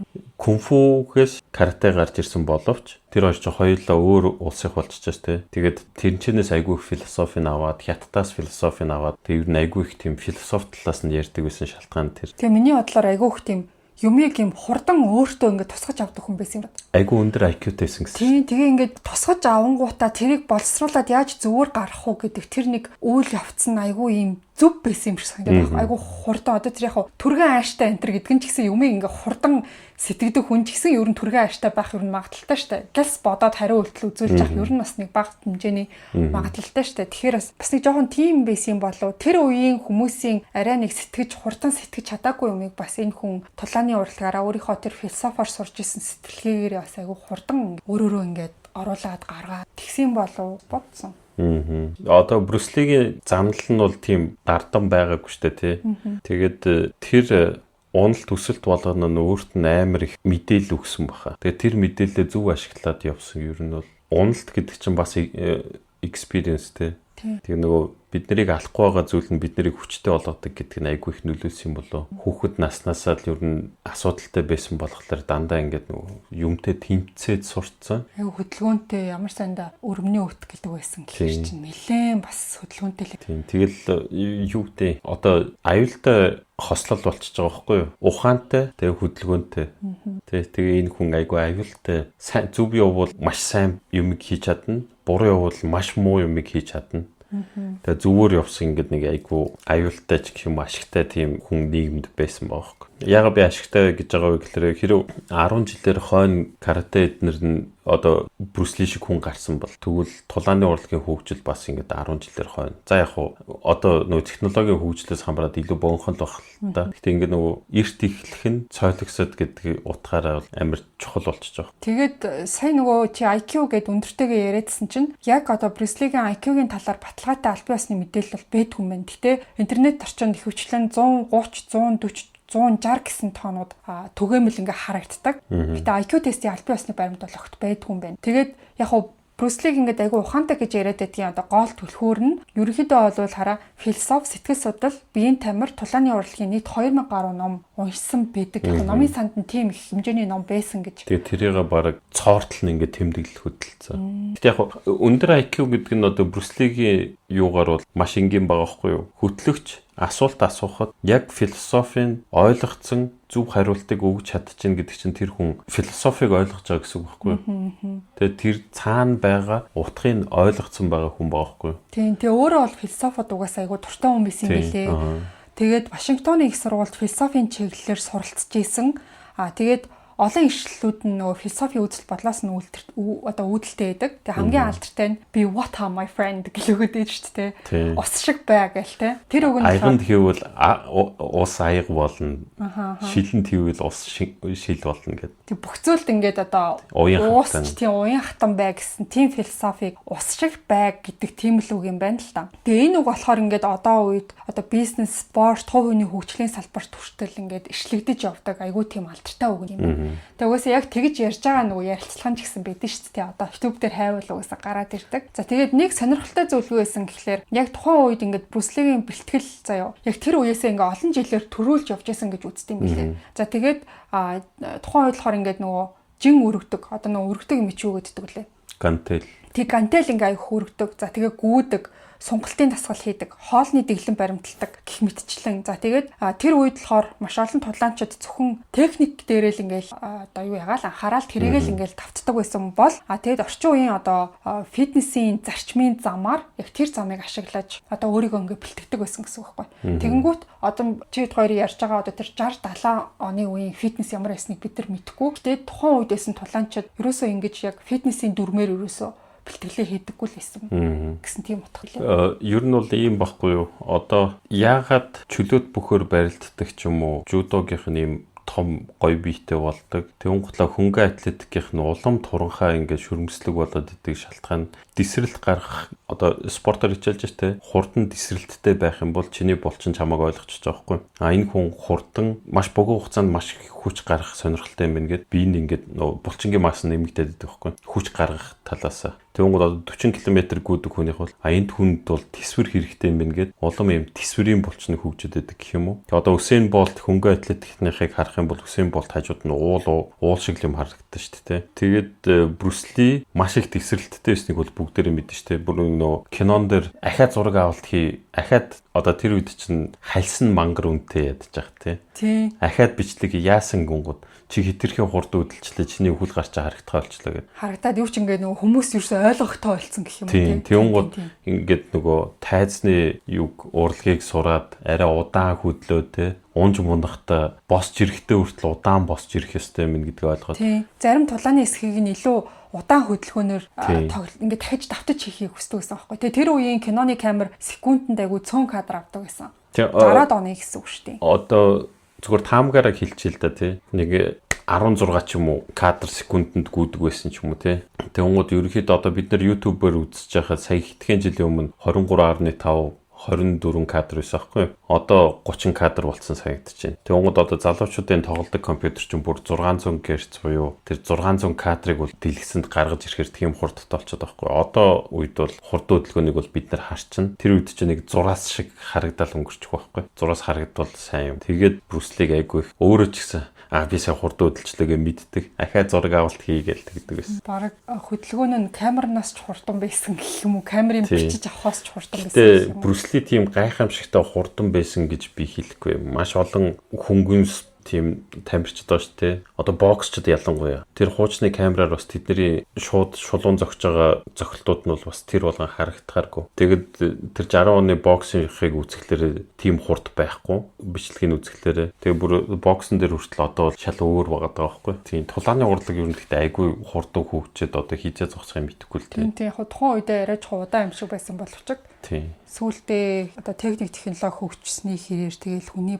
амьдралын хэм маяг ч гэсэн өөрчлөлт. Тийм дасгал ингэж хийх хэрэгтэй гэдэг. Энэ 60-аас өнөөдрийг хүртэл болсон тулаанууд нийт тулаануудаас ингээд хүмүүс ингээд сураал ингээд сайжруулаад яваад байгаа шүү дээ. Тийм юмнаас болоод бүх юм тулааны урлагч хөгжиж байгаа, киноч хөгжиж байгаа. Яагаад тулааны урлаг хөгжиж байгаа гэж байгаа вэ гэхээр тулааны урлагтай киног хүүхэд насндаа үзэж байгаад хүн тулааны спорт руу ингээд ордог тий. Одоо яг UFC хүүхдүүд үзээд яаж байгаа л байх л та. Тухайн үедээ бол тий. Тэгэхээр дагвар нөлөөнүүд айгүй ихтэй гэх юм уу? Тийм. Тэгээд 60-70 оны үед ч одоо чи түрүүн хэлжсэн ингээд нөгөө Аз жүжигчдийг ер нь гол дүрд авах боломж боллугасаа бараг л байгаагүй тий. Гол дүртэн тоглож исэн. Ер нь айгу ховрол байсан гэж үздэг юм лээ. Тийм зам бараг байх юм уу? 60-70 оны Америкийг бол хүн болгон бол мэдчихэж тий. Өнгө дарсдаггүй Азууд ерөөсөө баг тэр нөгөө шар арстангуудын нохооноос нь дорд байсан шүү дээ. Тэр ер нь бол Азууд өнгөт арстангууд гарч ирэх гэж маш хэцүү цаг үед гарч ирсэн бас хичнээн хүч, хичнээн амар зориг гэдэг нь бол харагдаж байгаа. Тэг нэг хүний нээж өгсөн зам араасаа айгүй олон Аз хүмүүсийг бас ингээд тулааны одоо киноны од болгож чадсан. Одоо тухайн ойлголтыг тэр чигт нэвдэж чадсан гэх юм уу. Тийм бас яг буянтай бас хүн байгаа даа болохоор одоо хүртэл ингээ яригддаг байж магадгүй. Тэгээд тоглож исэн нөгөө одоо хамгийн алдартай кино байгаа даа шүү дээ. Enter the Dragon гэдэг тэр кино болохоор нас барсныхан өмнө нас барсныхан дараа нөгөө нээлттэйсэн билээ. Тэгээд яг тухайн үед би ингээ санаад байгаа байхгүй. Тэр киног ингээ үзэж хахад хамгийн сүүлийн сцен дээр нь ингээ Bruce Lee үсрээд нэг цохилт хийсэн чинь өөдөөс нь буудчихдаг ч лөө. Тэгээд тэр буудсан нь яг жинхэнэ сум байж байгаа. Тэгээ Bruce Lee нас барсан гэсэн яриа ингээд нэг хэсэг гэхэд аяа гүөх явсан байхгүй. Тэг би одоо бүр гайхаад кинон дээр тэгээд яг жинхнээсээ буудаа тэгээ алчтын бахтаа гэж бодоод тэр яриаг бас чи сонсч ирсэн үү ер нь. Ингэж буудаад жоохон бахтаа сонсч ирсэн. Харин тийм ер нь тэгжсэн тийм яриа байгаад байдаг те. Тэр яг яриа ер нь ямар учиртай. Тийм бодит буу энтерт байж. Тэр сум юм. Тэр ярианы үндэслэл нь бол таньдаг эмэгтэй шүү дээ, тий. Найз охин биш, охин найзындаа байжгаад өнгөрцөн гээд. Тийм нөө Бети гэдэг эмэгтэй юу? Тийм. Тэрийг булзааруулах гэж ярьсан нэг тийм дэврэгсэн юм шиг байгаа. Гэхдээ тэр чинь Брэндон Ли чинь тэгээ бодуулаад өнгөрцөн шүү дээ кинон дээрээ. Тэр бол Брэндон Лигийнх бол сумсргүй ослоо. Тийм, тэр нь нөгөө туршилтын сум биш хийн сум тэгээд ориг сум нөгөө дасгал хийдэг яг ориг сум хоёр нь холилдсон юм шиг байна. Тэр бол хариуцлагагүйгийнх байсан уу яасан уу. Тэгээд тэрнтэй ч холбоотой удмын хараал мараал гэдэг нэг тийм юм яриад. Тийм. Тэгсэн чинь нөгөө охин дүүнд Брэндон Лигийн охин дүү чинь 5 насны зөрүүтэй илүү дээ. Тэ 5 байна уу 4? Shannon Lee. Тийм, тэр чинь бас тулааны урлагтай кинонд бас нэг хэсэг тоглосон юм л шүү дээ. Тэрийг бол хэвээр мэдээгүй. Тийм, тэгээд ээж нь тухайн үед ярихтаа тийм хараал бол манад байхгүй хаа. Энд яг уу бас байж болохын гэж үзэж болохоор нэг үхлийн юм байгаа байхгүй юу? Тэгээд тэр нөө Triad бүлэгтэй холбоотой үхлийн чинь сонссноо. Ерөнхийдөө бол яг нэг тэр Muffin Triad гэдэг Muffin нэг хүнийх нь хүүтэй зодтолдоод тэр хүүг нь бүр нэлээд хүнд гимтээгээд тэрнээсээ болоод яг мафийнхны араанд зуугдсан байсан гэдгийг бол мэдсэн. Тэрнээсээ болоод алуулсан байж магадгүй. Тэгээд Bruce Lee болохоор ингээд өөрийг нь мэдээгүй байхад ямар нэг тийм хороор хортуулж алсан байж магадгүй гэж үзээд байгаа байхгүй. Тэгээд ягаад тэрэн дээр одоо болтол ингээд хүмүүс итгээд идэг вэ гэхлээр түрүүн би бас ярьжсэн хүмүүс ингээд нөгөө ойлгоснаас нэлээд олон мэрэгжлийн юм яриадсан болохоор тэр болохоор одоо тухайн 70 онд нас арсан байгаад байгаа шүү дээ. Тэгэнгүүт 70 оны үед toxicology шинжилгээ гэдэг зүйл чинь өөрөө сайн хөгжөөгүй байсан. Тэгэнгүүт шинжилгээ 3 эмнэлэгт ингээд тэр чин цусны тэгээ эдийн шинжилгээ хийгээд toxicology шинжилгээ авч байгаа байхгүй. Гурууланд нь ямар нэг тийм үхэлд хүргэх хор энэ төр биенээс нь юусоо олдоогүй гэдэг юм лээ. Тэгээ тийм болохоор за энэ бол одоо хүн алсан те захиалгаар алуулсан тийм хэрэг биш гээд тэрийг одоо шууд мэрэгжлийн хүмүүс баталсан байгаа байхгүй. Тэр Triad бүлэг нь алсан байх магадaltaй гээд нэг тийм хийсвэр юм тухайн үед гарч ирсэн байгаа байхгүй юу. Тэр нь гэхдээ маш олон хүмүүс тухайн үед итгэсэн. Одоо хүнд яривал хинч баг за тийм юм гэж үйсэн гэж шууд бүгдээр л тийг баг. За юу вэ гэхлээр ингэсэн байгаа байхгүй юу. Киноны зураг авалтын үгээр тэр чинь маш их мөнгө олдгүй байсан шүү дээ тий. Тэгж байхдаа гаднаас ингээд нөгөө нэг тамирчин ингээд оруулж ирэл зүгээр кинонд тоглуулцдаг. Тэгсэн чинь нэг юм танихгүй хүн Bruce Lee надад ингээд чамд үзүүлэх аимшигтай зохилт байна гэд хийж хэлсэн гинэ. Тэгэхээр тэр тухайн үеийнхэн домгон шүү. Одоо хин ч идэхгүй тий. Тэгсэн чинь нөгөөдгөн за яах юм гэж хоёул ийшилчээ гэж байгаа. Зохилт байна гэдэг нь яг ч Bruce Lee зохилт. Одоо Bruce Lee чинь нөгөө хинээс ч хурдан мурдан гэхэлэр чи баг ингээд анзаарч амжихааргүй зохилт мөхөлт гэж ярьж байгаа л дагуул явсан. Тэгсэн чинь за зөх гэлэг бэлдээ зогсож чинь нүгдэн амар хурдан зогцсон гинэ толгоор нь. Тэгээ Bruce Lee ухаалдаа унцсан гинэ. Тэгээд нөгөө хүн гараа авчихгүй юу. Тэгээд тэнцээ чинь цуг зураг авалтынх нь Bruce Lee-г болоод нэг хүн байсан тэр нь байхгүй болч гэл тийм яриа мэрэ байсан гэл яриад. Тэгвнгууд тэр нь гэхдээ яг болсон процесс мөн бишиг хинч мэдэхгүй шалхуутлаа ч байж болно те. Гэхдээ тэрнээс нь ингээд нөгөө уламжлалт яваад одоо ингээд би чам нэг юмыг яриад чи дараагийн үнд ярихтаа нэг нь жоохон өөрчлөгдөө тэгээ 1000 хүний амны дараа бүр шал өөр юм болчих шүү дээ. Тэрүүнтэй адилхан нөгөөх нь Triad бүлгийнхэн хүмүүс тийм айгу мундаг тулааны урлагтай тэг хүнийг ингээд зогчоод тодорхой хугацааны дараа үхдэг тийм зохилт хийдэг мэддэг гэ. Тэгээд үгүй ердөөсөө тэр явдлаас хойш 2 сарын дараа өгцөн гэж яриад байгаа байхгүй юу. Тэгээ тэр зохиолт нь юу гэлээ баг хэдэн хоногоос баг эхэлж хэмжигдээд бүтэн жилийн хугацаанд нөгөө хүний баталгаатай өгөх тийм зохиолт мөхөл. Би тэгээд сонсоол тэрийг сонсчаал энийг л зөвөр хүмүүсийн ярьсан. Тийм угаасаа 3 юм байгаа байхгүй тий. Нэг нь тэр тархиныхын юунаас харшил юм уу ямар нэгэн тархиных нөлөөнд нь ингээ зүгээр гадны нөлөөгүйгээр өнгөрсөн хордуулга биш. Хоёр дахь нь тэр триад бүлэг, гурав дахь нь тэр нөгөө харт амигтаас гэдэг нэг стероид. Тийм. Тэрнээс гээд ийм 3 юм байгаа байхгүй. Тэгээ би бүр тэр триадтайг сонсчод яа хүмүүс ийм юмд итгэл амьдэрч идэг л үгээс. Тэрийг чи ингээ бүр цааш нь сайхан яриад байгаа ш тэ. Давс нэмэл хасаал ярьж байгаа ш тэ. Тэр нэр янз бүрийн угаасаа таамаг төвшүүлэхээс аргагүй юм билээ. Ер нь ингээд хараад хахад одоо ингээд алдар нэр хүндтэй хүмүүс ингээ амьдралынхаа турш 100% бурхан шиг амьдрна гэж угаасаа байхгүй шүү дээ. Хин нэгэн дургу байж л тараа. Хин нэгэн хүний дургу хүргсэн л ээж тараа тийм. Тэгэнгүүт тэр алдар нэртэй хүн тийм хүмүүс одоо өвч сандаг байсан ч гэдэм юм уу. Ямар нэг байдлаар өгснийхэн дараа тэр хүнийг холбох сэжүүрүүдийг заавал ийм нэг гаргаж ирж идэг тийм. Тэгээл ийм нэг conspiracy theory гаргаж ирээл нөгөөдхөн дээрээ ингээл хэдэн жилийн турш ингээ энэ хүн насаараад бүр 53 жил өнгөрчөөд тахад хүртэл одоо ингээ чивт хоёр яриа сууж байна гэдэг чинь тохон ямар алдартай байсан одоо хүртэл нэр нь ингээ дуурсагдах хэмжээний бие нөхгүй ч гэсэн тэр хүн ингээ амьд байгаа юм шиг яригадаад байна гэхлээр тэгэл одоо хүн болгонд нэг тийм байгаад идэг. Одоо тэр хэн байна? Майкл Джексон байна тий.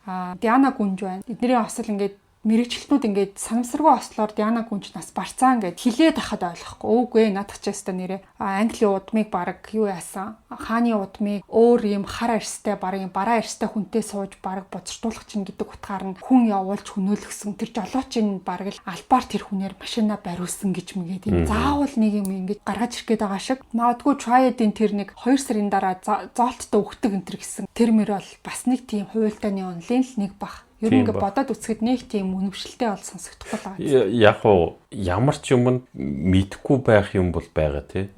Тэгээд одоо тэр Диана Гүнжих ч юм уу нэрнгээсээ хуйлдаан байсан юм уу бид нэр хинч мэдэхгүй байхгүй. Тэр хизээч гарч ирэхгүй байх. Одоо алсан хүнийг алаад захиалга өгсөнийг алаад ингэж явсаар хагаад бүр уул мөр нь олтохооргүй тэгэл алга болгоно шүү дээ тий. Тэгэхээр би бол ер нь бол аль болохоор скептик байдаг ч гэсэн юмд итгэдэггүй ч гэсэн нэг жоохон магадaltaй үйл анзаа байж болох ингэж боддог байхгүй. Гэхдээ хүнийг ингээд тааруулж зохино гэдэг чинь бүр арай л паналын санагдаад. Айгуу хурдан нөө. Зохиол за 2 сарын дараа харуулъя гэсэн юм. Тэгээ хоо Triad бол нэрээ бас айгуу хит хитэн хэрэг дээр бас яригдчихсэн нэлээд том бүлхэм юм аа. Ер нь зөвхөн Хонконг гэлтгүй дэлхийн өөр улс орнуудад ч гэсэн Triad-ийн одоо бүлэгмийн гишүүд ингээд айгүй олноороо цугларсан хүмүүсээс одоо мөнгө шантаажилж авдаг, гадагшаа гарцсан байгаа Аз хүмүүсээсээ ингээд мөнгө ингэж авдаг тийм хүмүүс одоо. Ер нь Triad болон Yakuza ч нь Азийн хамгийн алдартай мафиа ч тийм баг. Хонконгийн мафиад ч бас нэлээд эвгүүдээ ордон шүү дээ. Тэгээ нөгөө кино салбараа тэр чигт нь батцсан байгаа гэдэг. Тэгээ нөгөө тэрнтэй бас холбоотой. Тийм. Тэгээд Брюс Ли чинь тэр хүмүүсийн ерөөсөө ингээд нөгөө тааллаар кинонд тоглохыг хүсдэггүй. Зөвхөн өөрөө би ингэж хийн гэсэн бол ингэж хийн гэсэн тэр нэг үзэл бодлоноос Triad-уудын дургуг айгүй хүргэдэг байсан ухааны юм ярьд юм билээ. Яг Triad-уудын хин гэсэн киног яг Хонконгийн тэгтээ кино бол үнэхээр амар алдартай шүү. Аз даяар бол амар алдартай байдаг шүү дээ. Ялангуяа хошин кино, за тулааны урлагтай кино мөнөөр бол ер нь гүйцэтгэдэггүй шүү дээ. Айгүй алдартай байгаад байдаг. Тэрэнд яг хуу энэ мафийн айгүй тийм юутай байсан гэж үздэг юм билээ. Нөлөөтэй. Хөрөнгө оруулалт хийж сайн хийсэн, сайн ч мөнгө цацсан, сайн ч жүжигчдийг гаргаж ирсэн. Тэр кино урлагаараа Хонконг бол ер нь айгүй том чадна бас нөгөө яаж ирсэн шүү дээ. Миний ойлгож байгаагаар Брюс Ли Европ руу биш бүр Америк руу гарцсан болохоор тэднээс Америкийн кино зах зээлд орох гэсэн юм болов. Тэгээд Брюс Лиг гэхдээ ер нь ихэнх үедээ айгүй гадуурхаж ирсэн билээ. Юунд яахгүй нугасаа гаднаас ирсэн хүн гээд Америк төрсөн, зохио Америкийн иргэншилтэйсэн ч гэсэн уг хөгшил нь бол Хонконг байгаа шүү дээ. Тэнгүүт гаднаас ирсэн хүн гэдэг утгаар ер нь жоохон кинонд тоглох тийм сонирхолтой биш байсан. Гэхдээ яалтчгүй энэ үн чи Холливуудын кинонд тоглоод ирэнгүүт арай жоохон өөрөөр энэ төр харсан. За тэгээд кинонд тоглох тийм сонирхолтой байсан чи нөгөөх нь жоохон та нарын үгээр биш би өөрийнхөө явна ч гэдэг юм уу те ийм нэг зөрчилдөөн бас байсан бах уу. Тэгээ ямар сандаа тэр хүүтэн зодтолтож модолдох бол яг нэг зүгээр гадуур ингэж явж байгаа л мөрлөлцөөл зодтолсон юм биш бүр зодтолтно гэж байгаа зодтолсон байгаа байхгүй юу. Яаж ч утсан темплейттэй. Зүгээр нэг мафи хүү гадаа явж байгаа л таарлаагүй л бэлгүүтэй зүгээр бодоод үзэхэд. Тэгээд тэгэж амар гэмтэл Би зүгээр учруулсан. наадган дээр чи ийм бодолтой. Жохон юм хөрөнгөтэй эрх мэдэлтэй хүмүүсийн хүүхдүүд нь бол ингээд нэг бол айгүй аятайхан хүүхдүүд, нэг бол айгүй замбраагүй хүүхдүүд байдаг те зүйлсэнэ. Дунд ч хүүхд юусоо байхгүй юу? Ер нь бол амар мэдлэгтэй ч юм уу эсвэл нэг жоохон замбраагүй л байгаа. Айгүй боловсралтай, айгүй соёлтой нэг бол болдог. Нэг бол юм нэг хаач байсан, юу ч байсан би хүндлээ алхна гэл ингээд явж идэг нэг юм хоёр өөр төрөл байгаад байна. Гэтэ одоо Монголыг яриад байгаа юм биш. Ер нь хаач нэг тийм цаг үе байгаад байгаа байхгүй. Одоо Америкт бол тийм юм бараг байхгүй болчихж байгаа тий. Нэг тодорхой хэмжээнд нэг хөрөнгөтэй зах зээл нь сайхан ингээд тэлцэн ингээд явсан болох лээ. Ингээд дүнгиж тэлж байгаа газрын хүүхдүүд бол нэг эрх мэдэл ингээд антагдтал тий. Тим хүүхэд байсан гэж бодох юм бол өөрөө далчханж очиж үсрээд зодуулсан байх магадaltaй байхгүй. Тий. Ер нь бараг яг ийм уулзах цаг маа гаргаж байгаа тэгж байгаа зодтолцсон баг. Түнсэн ш. За энэ нэг ийм жүжигчин юм байд юм байна. Амар зодтолцдог тулааны урлагийн багш магш энэ төр гээд байгаа юм байна. Тэ тухайн үе таашаа энэ төр ипма энэ төрийг мэддэггүй байсан юм уу тэд нар ч одоо. Ипманы шав байсан энэ төр гэж мэддэггүй юм уу? Мэдсэн ч гэсэн Ипман чинь Гонконгто тийм амар алдартай амар том байхтай биш байхгүй. Тийм тэрний шав гэдэг утгаар энэ бол айгүй тийм лаг байх гэсэн тийм бодол энэ төр байдгүй юм бах та. Гэхдээ миний бодлоор Гонконг айгүй жижиг шүү дээ тий. Тэнийг мэдмээр л юм. Бүр би энийг айгүй сайн таньмаар юм. Зүгээр чи зодтолтог нь хамаагүй би ч хамааг алан мална гэсэн юм л одоо тэр 1000 хувилбар гаргаж болно л доо. Тэгээ цаг үедээ одоо өөр болчихоо. Одоо юу гэдэг ингээл тулааны урлагаар хичээлж байгаа яг зодтолтгсон чи бууд болчихвол яах вэ? Бас тэр мэр. Одоо айгүй хэцүү санагтаад байт шүү. Тэр нөгөө одоо Америк ингээл кинон дэр Дельта эдэргэл ярьдэн шүү дээ тий. Одоо хамгийн л амар Дельта Форс алж малдаг тийм цэргүүд хамгийн амар алдагч баг. Хамгийн бэлтгэгдсэн цэргүүд. Тэдний нилээн одоо Иракт Америкууд зэрлэгдэж эхлэхээс өмнөх зүгээр ингэж айлуудаар ороод ингэж байж хахад одоо хамгийн мэрэгжлийн мундаг цэргүүд дагц руугаа зүгээр л 6 настай ч юм уу 8 настай хүүхдээр ингэ буудуулаад өгчөж байгаа байхгүй. Хэдэн жилийн бэлтгэл вэ? Сонгон шалгаруулалт тий. Тийм хүмүүсийн хувьд Баатар матар гэж бараг Америкуудын хувьд Баатар гэж яригдах хүмүүс зүгээр л 6 настай ч юм уу 8 настай хүүхэд зүгээр араас нь буудаад алчиж байгаа байхгүй. Тэгэхээр одоо үед бол хүнтэй маргалтаад нөгөө хүн тулааны урлагаар хичээлдгүү ч гэсэн би нэг өмнө ярьж байсан аймхаа хүн чинь дандаа араас нь дайрд юм аа гэх. Тэгэхээр тэд нар бол зүгээр юм байрал зогч шít угаасаа нэг харвас нэг барилддаг ч юм уу тийм нөхөр бол чамаг аваад хан руу савалж зүгээр шууд ингэ нялга явна шít те. Хан шал руу өжөө цаг гэл явна үсттэй.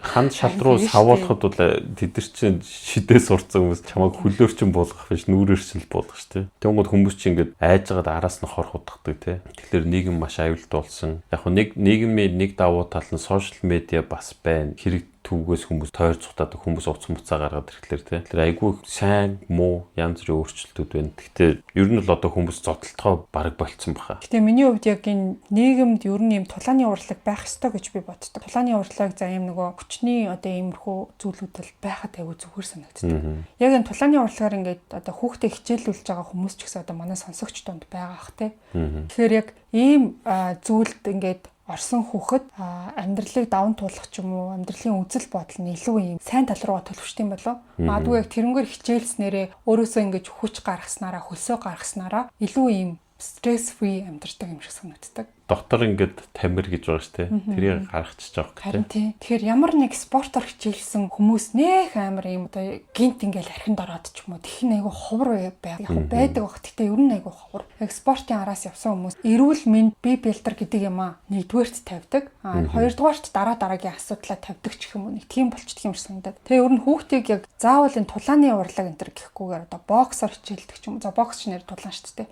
Тийм, ер нь бол сакс футбол спорт тийм. Тэгээ одоо ирээдүг харах юм бол багийн спорт байгаа байхгүй. Тийм, яг үнэ. Тийм, багийн манай Монгол ч гэсэн багийн спорттой айгүй хөөрхөн байдаг болчихлоо шүү дээ. Гэх мэтчлэн бас энэ хүний нөгөө ингээд өөр нөлөө нь одоо өнөөдрийг хүртэл ингээд яваад те хүн болон хүлэн зөвшөөрөөд байгаанаас айгүй авууштай юм болов. Тэгээд тэр нэг төрөлхийнх нь одоо сул дорой бий. Тэгээ нэг хүлэн арай богинохоо энэ дэмжлээ. Тэр бүхнийгээ даван туулаад яг Азийн кино, Азийн тулааны урлагийг манлайлж дэлхийд гаргаж чадсан хүн гэхлээр хүний яг физиологийн асуудал гэхээс илүү толгойн дотор байгаа тэр зорилго илүү том байдгийг харуулдаг шиг байгаа. Тэгээ Японы кино ч гэсэн ер нь агай гоё идэв шүү дээ. Монголчууд IP man гэж бичсэн. Би бүр тэрийг харчаад яана Япон гэж за ингээ амар томор бичсэн болохоор нөө ip гэдгийг томор бичсэн байдаг л үү. Тэгэхээр хүмүүс IP man гэж уншаад байгаа. Японы кинон дээр Дони эн тоглолт шүү дээ. Ямар гоё кино вэ? Тэд киноныг бүгдээрийг үзчихсэн хэвээр гоё. Дони эн тоглолт шүү дээ. Тэгээд Дони эн чинь таквондогийн дэлхийн 7 удаагийн авраг үлээ дээ. Тэгээд хамгийн сүүлийн анги дээр Тайсон ч одоо тэр үед 50 эдтэй юм уу 60 хүрч исэн юм уу кинон тоглож байгаа хгүй. Тэгээд дараа нь ярилцлагын сонссон чинь Тайсон бол үнэхээр амар юм бэл. Зүгээр л нөө хамгийн сүүлийн яг одоо тэр хоёр чинь цаг тавьчаад тэгээд хооронд ингээд тулдж байгаа цаг нь дуусхалаар ингээд би нэгээ ингээд зогч байгаагаар ингээд дуустдаг байхгүй. Тэгээ яг тэр сүүлийн зохилтыг хийж байхад Тайсон ингээд яг жинхнээс сэтгэхдээ нүрэнд нь хүрэхгүй юм чинь хамаг ингээд жинхнээсээ зогч байгаа байхгүй. Яг жинхнээс үн зогч байгаа юм шиг. Тэгэхэд ингээд салхин ингээд нүүрлэг үлээжсэн гэж байгаа байхгүй. Тэгээд 60-тай хүн штэ тэр чинь. Тэгээд Дони Ян хүртэл тэгж амар хүндэлж байгаа байхгүй. Би юу хэлэх гээд байна вэ гэхээр хэрв 60 оны боксчин зогхох одоо Рокки Марчеллиано гэдэг нэг амар баачг байдаг байхгүй. Бараг нэрнгээсээ хожигдож үзээд боксч юм баггүй. Тэрний зохил одооны Тайсныхтай харьцуулбал газар тэнгэр шиг байх. Зүгээр хувь хүний хөгжлийн хувьд ч гэсэн тулааны урлаг ийм амар хөгжиж байгаа байхгүй. Тэгээ Япон ч одоо энэ нөгөө хиний хувьд Брюслигийн хувьд ерөөсөө л энэ тулааны урлаг гэдэг юмны бүх үндэс суурийг нь тавьж исэн тийм гол хүн байгаа байхгүй. Тэгээ тэр философид дуртай болох тэрийгээ ингэж нөгөө тулааны урлагтай хослуулад яаж ингэж зөв аргаар хүмүүс гэж бүр дэлхийд даяар ингээд тарахад хамгийн гол ингээд суурь нь болж исэн гэхээр ямар агуу вэ. Гэтэ Японд тоглож исэн Дони Ен ч өөрөө тийм залуу хүн биш шүү. Тийм. Одоо ч 60 гэж бодоодсэн чи ядчихад Азууд амар залуу зэрэг. Одоо нэг 63 4 юм лөө. 60 мар гарсан баха. Тэр сталагч үжигч чинь тий. Амар мунд. Йоо тэрээс Хонконгийн эхнэр нь өөрөөс нь өндөрч ах шиг. Айгу новон битээ юм шиг л Япон өөрөө. Юу Дони Ен өөрөө. Тий. Амар гоё. Тэгээ Японы бодит зураг байдаг шүү дээ бас. Нилээн хөгшин.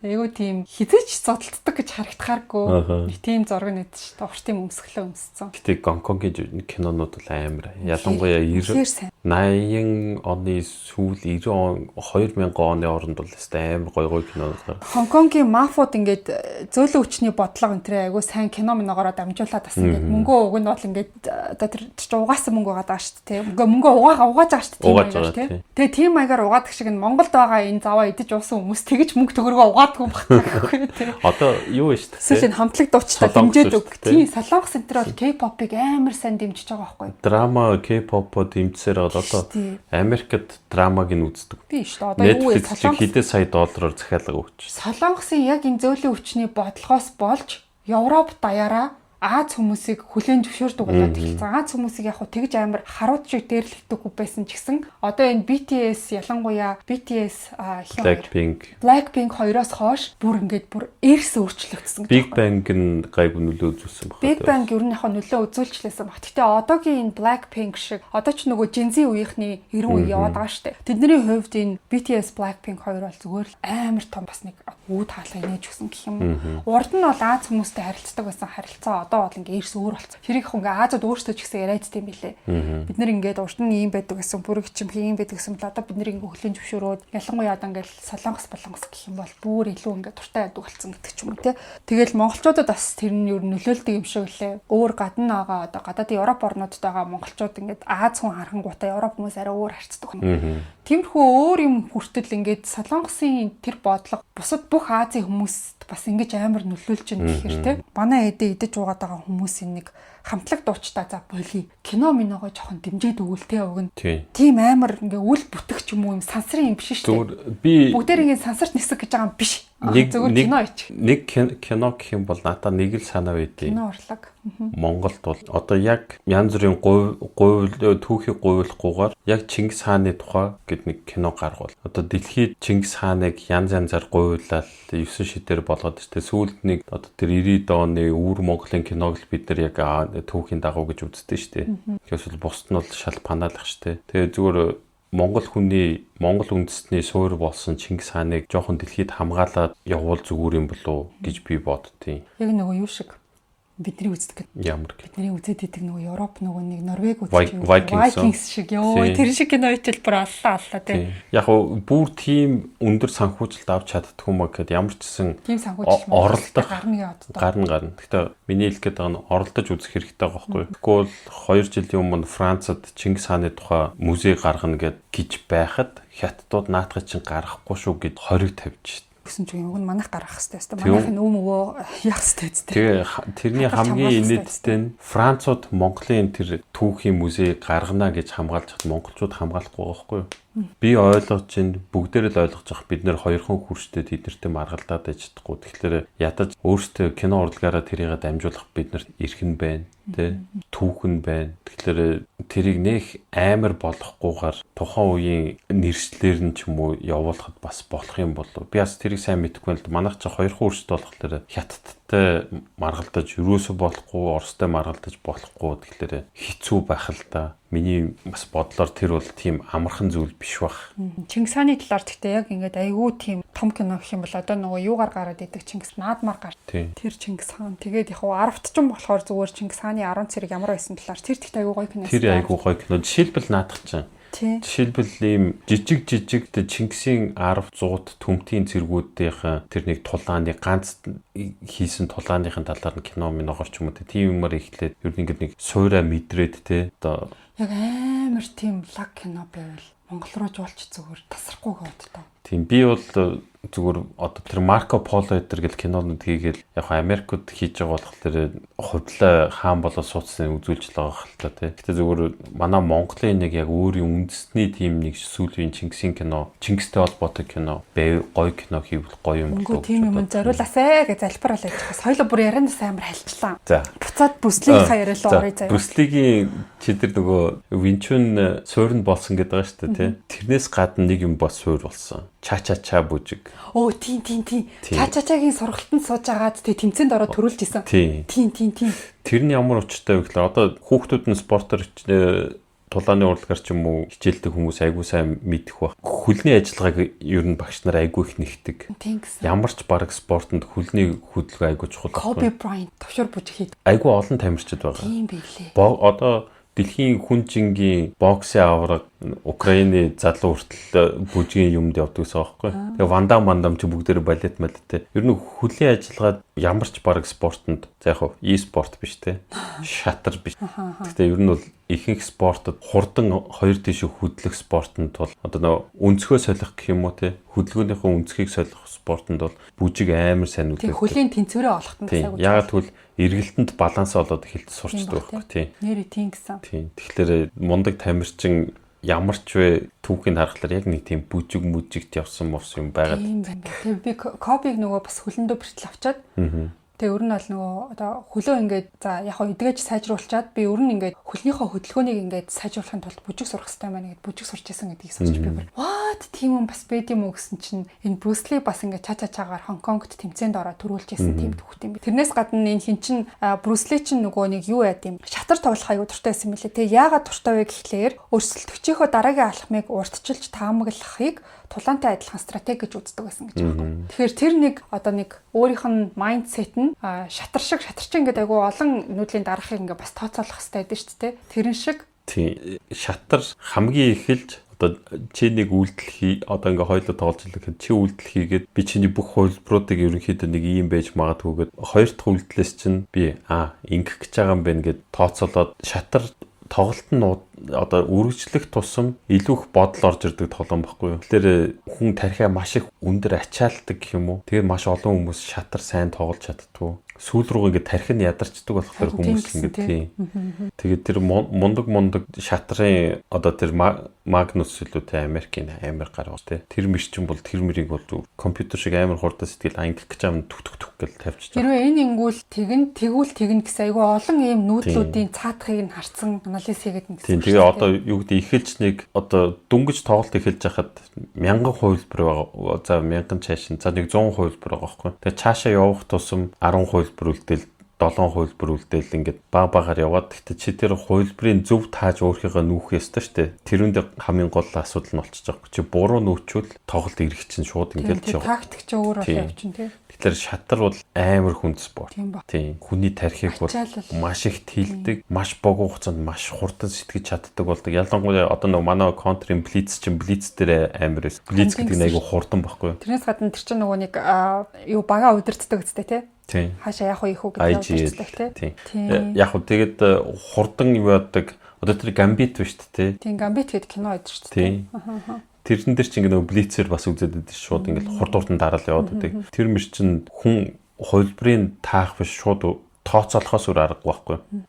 Гадаа хөгшчүүд сууж байгаа чинь ингээл за энэ ингэх гэж яах шиг байна гэл нэг туршиж явдаг те. Явчаад ухарч мухардаг өчнөө тоглолтыг хийх момент гардаг. Тэр блицт чинь тийм байхгүй. Таг гэл дуусчдаг. 5 минутын дотор ч үлээ. Тэгэхээр ер нь бол шатар тоглох давуу тал бол маш өндөр. Гэхдээ тархины ачаал бол маш өндөр. Тийм бай. Айгу хурдан нөгөө биеийн гэхээс илүү тархины ачаалч хүмүүсийг бас айгу ядраад юм биш үү? Маш их. Брюс Лигийн фактс руу хоёлаа буцаад орё одоо. Тэгээд харамуутай байсан гэдгийг чи мэдсэн үү? Ойрын харамуутай. Хасах дөрв байсан юм байна. Тэгээд тэр чинь нөгөө угаасаа Талант ч угаасаа ингээл харамаараа бас айгу чухал штэ. Тэгээд байнга линзтэй байдаг байсан юм байна. Контакт линз зүүдэг. Тэгэхгүй бол сайн хардаггүй. Тийм байсан юм байлээ. Тэгээд тэрнээс гадна өөр нэг факт нь юу байсан гэхээр өдөр болгон тэмдэглэл хөтэлдэг байсан юм байна. Тухайн үед яг нөгөө юм тэмдэглэл хөтэлдэг хүмүүс угаасаа айгу түгээмэлсэн л та одоо л бид нэр ингээд юм бичгээ болцсон болохоос шүү дээ. Тэгээд дасгалын төлөвлөгөө, хооллолт, жин, философийн бодлоо тогтмол ингээд бичдэг байсан маа. Тэгээд олон дэвтрүүд нь одоо хүртэл хадгалагдсан хэвээр байдаг.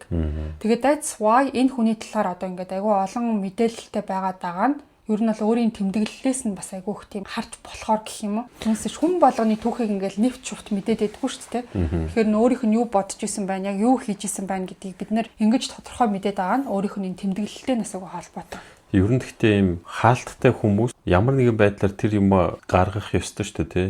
Тэгээд Брюс Ли тэр юмнуудаа гаргаж айгүй их тэмдэглэл хөдөлсөн юм шиг байгаа миний бодлоор. Одоо тэр чинь 30 настай бараг ханаад хүрдгүү тим лаг биетэй те чирэг дэлхийн бараг хамгийн чирэг хүн гэж өөрийгөө нэрлэдэг байсан. Тийм хамгийн эрүүл чирэг хүн те. Тийм. Тэгэхээр тэр хүн бол ингээд өнгөрчин гэж бодоод юм үлдээх ёстой гэж бичээг баг. Тэр дотроо айгүй их нөгөө өөртөөгөө зөрчилдөд тэрнийхээ үр дүнгээ нэг бичдэг ч юм уу те. Тэгж исэн болов. Тэгээ тухайн үеийн одоо энэ хүний нэг өөрийгөө сордог байсан арга нэг шинэлэг гэж үзэгддэг юм байна л да. Тэр нь болохоор бэлтгэл хийх үеэрээ хүчээ хэмжигч тийм төхөөрөмж жин цаг ашиглаад өөрийнхөө ахиц дэвшлээ хэмждэг байсан байна. Тэгээ тэр үед юусэн их тийм юм одоо байгаагүй маш. Тулааны урлагийн хүний хувьд гэсэн үг шүү дээ. Тэгээ тиймэрхүү аргууд хэрэгэлдэг байсан юм. Одоо бол яг хөө энийг чинь нөгөө гүйтгэлийн зам дээр ч юм уу те хідэн майл гүйжин тэгээ хідэн калори шатаасан байна тэр гэдгийг хардаг болсон шүү дээ. Тэгээ 60 оны үед бол тийм юм байгаагүй шүү дээ. Тэгэхээр мань хүн яг тиймэрхүү юмнуудаа сайгүй ингээд тооцоотой бүх юмыг ингээд нарийн нягт хийдэг байсан юм уу? Одоо ч спорт юун дээр хөгжсөн бэ гэхлээр чамд ийм юм дутаж байгаа юм байна. Энийг идэж уу? Ийм дасгал хий. Тэ бүр компьютераар ингээд бүх юмыг гаргаж ирж байгаа бүр наривчлж хийдэг те тэр үед чинь өхрийн цус хүртэл түүхийгээр нуудаг гэсэн гэж байгаа шүү дээ. Тийм сүүтэй хойлоод. Тэгэхээр тэр үед бол угаасаа тийм нарийн юм байхгүй. Уламжлалт тэгээ одооны ангаах ухааны дата ч айгу муу байсан баг тий. Тэнгүү тэрүүн дээр суурлаад өөрийгөө айл болохоор л мундаг болох гэж явж исэн юм байгаа байхгүй. Бэлтгэлч тийм булчинд энэ зориулсан гэдгийг бодибилдингийн клубүүд мэддэг ч гэсэн одоо яг энэ дасгалыг ингэж хийгэн гэдэг нь бүр нарийсараад одоо бүр амарлаг болсон байхгүй. Тухайн үед бол тэгэл штанг өргөсөөр байгаа л мөрч хийж чинь хөөгчнө гэл тэгээ нөгөөдөө хийдэг ч юм уу те. Тийм байсан баг. Тэгэхээр тийм үед тийм амарлаг биетэй байгаад өөрийнхөө эрүүл мэндэд анхаарал явж исэн гэхэлэр тэр юм бол цаг үеэсээ төрүүлж алхаж исэн байх магадaltaй л болчихж байгаа те. Тэгээ нэг сонирхолтой юм нь байсан гэсэн чинь 1970 онд буюу одоо нас барахаас яг 3 жилийн өмнө Брюс Ли Walking on гэдэг нэртэй өөрийнхөө гараар бичсэн тийм зорилгынхоо чагсаалтыг гаргасан байгаа байхгүй. Тэр нь болохоор миний хувьд одоогийн бидний одоо нөгөө яриад байдаг манифест шиг юм байгаа. Одоо өөрийнхөө ингээ хүсэж байгаа юмудаа гараараа биччих юм бол тэр нь биелдэг гэсэн нэг тийм зүйл байгаад идэв штэ. Secret шиг. Тэгээ тэрэн дээр юу гэж хэлсэн байсан гэхээр дэлхийн хамгийн өндөр орлоготой дорны жүжигчин болох гэсэн байхгүй. Азийн жүжигчин. Тэгээ Америк нэгдсэн улсад алдартай болох санхүүгийн эрх чөлөөнд хүрэх аз жаргалтай гэр бүлтэй байх гэсэн ийм одоо зорилтуудаа бичсэн. Тэгээд эдгээрийн одоо ихэнхийг нь нас барахаасаа өмнө биелүүлж чадсан гэж үздэг юм билээ. Тэгээ хамгийн алдартай хамгийн баянд нь нас барсныхын дараа юм билээ шүү дээ. Харин тийм нөгөө хамгийн алдартай байсан кино чинь тэр нас барахын өмнө одоо нөгөө тоглосон гэсэн шүү дээ. Нөгөө 7 хоногийн дараа нээлтэн ч лээ тий. Тий. Тэгээ удаагүй нээлтэн тэр нь болоод тэгээд ерөөсөлийн хүний нас барсан явдалд нь хинч итгэж чадахгүй байсан. Жишээлбэл Чак Норрис тэг кино тоглосон шүү дээ. Италид хийсэн нөгөө Колизиум дотор зодтолттой. Нэг шар хувцастай тий. Амар алдартай юу тулаад байдаг шүү дээ. Нөгөө Чак Норрис ч тэр хоёр тулдаад амар их гадны чимээтэй. Тэгээд аудио ерөөсө байхгүй бичлэг хийчихэд дараа нь тэр нөгөө студид дээр очиж тэрнийхээ аудиог хийсэн байхгүй.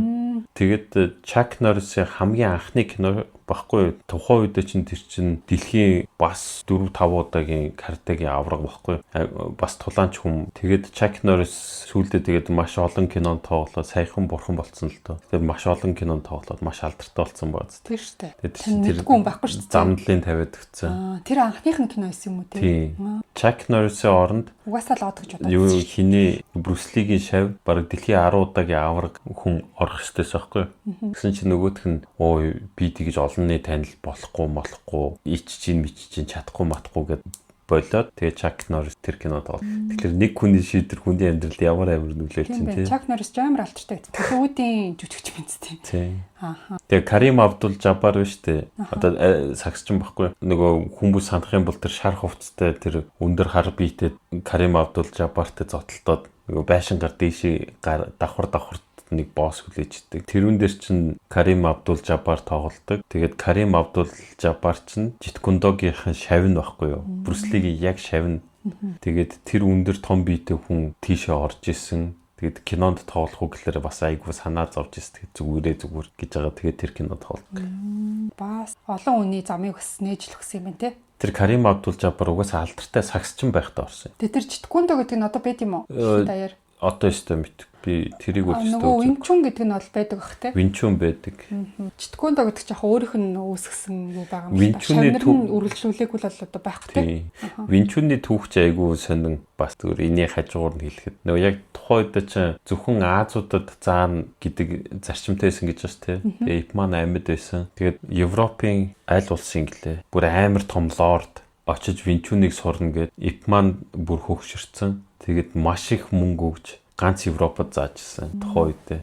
Тэгээд тэр нь Европ руу очиж Винчуны сургууль нээж. Тэрнийхээ одоо хүүхэд нь Европод амар том сургуулиуд юм. Тэгвэл бас байдаг юм биш үү Винчун гэдэг чинь. Винчун бол байдаг. Винчун байдаг. Нөгөө Житкундог нь бол мэдэхгүй байна. За ингээд Брюслигийн амьдрал ердөө 32хан жил үргэлжилсэн ч гэсэн тулааны урлаг, за кино урлаг, фитнес, философид үлдээсэн өвн өнөөдөр ч гэсэн дэлхийд даяар хүчтэй нөлөө үзүүлсээр байгаа. За ингээд энэ удаагийн дугаарт хүч нэмсэн Русланд маш их баярлалаа. Баярлалаа. Өөр ярих юм үлдсэн юм уу? Гүү. Яг энэ хэсгийг оруулаа штэ. Үгүй. За тэгээ бит хоёр ямар ч исэн цаг 40 минут ингээд хурдны мөр шиг усмас уухгүй сте амар яриа суулаа. Тэгээд та бүхэнд өнөөдрийн дугаар таалагдсан гэдэгт итгэлтэй байна. За тэгээд комент хэсэгт та бүхэн өөрсдийн за энэ одоо сэдвийн талаарх сэтгэлдээ бас үлдээгээрэй. Брюслиг юу гэж боддог? Таны хувьд одоо ямар киногоор нь ч юм уу эсвэл одоо ямар тийм дүр төрхөөр нь таньдаг талаараа бас бичээрэй. Бит хоёрын үзэл бодол руу хүмүүсээ битгий дайраарай. Энэ бол бит хоёрын л үзэл бодол, бит хоёр өөрсдийнхөө бэлдсэн подкастн дээр өөрсдийнхөө цуглуулсан мэдээлэл, өөрсдийн амьдралын туршлагаасаа л ярьж байгаа болохоос ш хин нэгний бодол саналыг ерөөсөө ингэж шүүгээд ч юм уу тэгж суугаагүй учраас бүгдээрээ маш тайван хандна уу гэж хэлмээр байна. За ингээд энэ удаагийн дугаарыг хоёлаа өндөрлөе. Нилээн ч удаан ярьчлаа. Энэ удаагийн подкасттай маань Happy Moon Day брэнд хамтарч ажиллалаа. Өөрөөсөө төлөвлөгчтэй органик хүн давуу тампоныг та SEO Инфэсийн бүх салбар дэлгүүрүүдээс худалдаж авах боломжтой. Ингээд эх 2 дахь өдөр бас нэгэн сонирхолтой дугаараар эргээд олзъя. Түр баяртай. Баяртай. Муухай комент бичдэг хүмүүс бити шантраарай. Муухай комент бичдэг хүмүүс бити шантраарай. Та нарыг уншдаг тоодог хүн байхгүй шүү.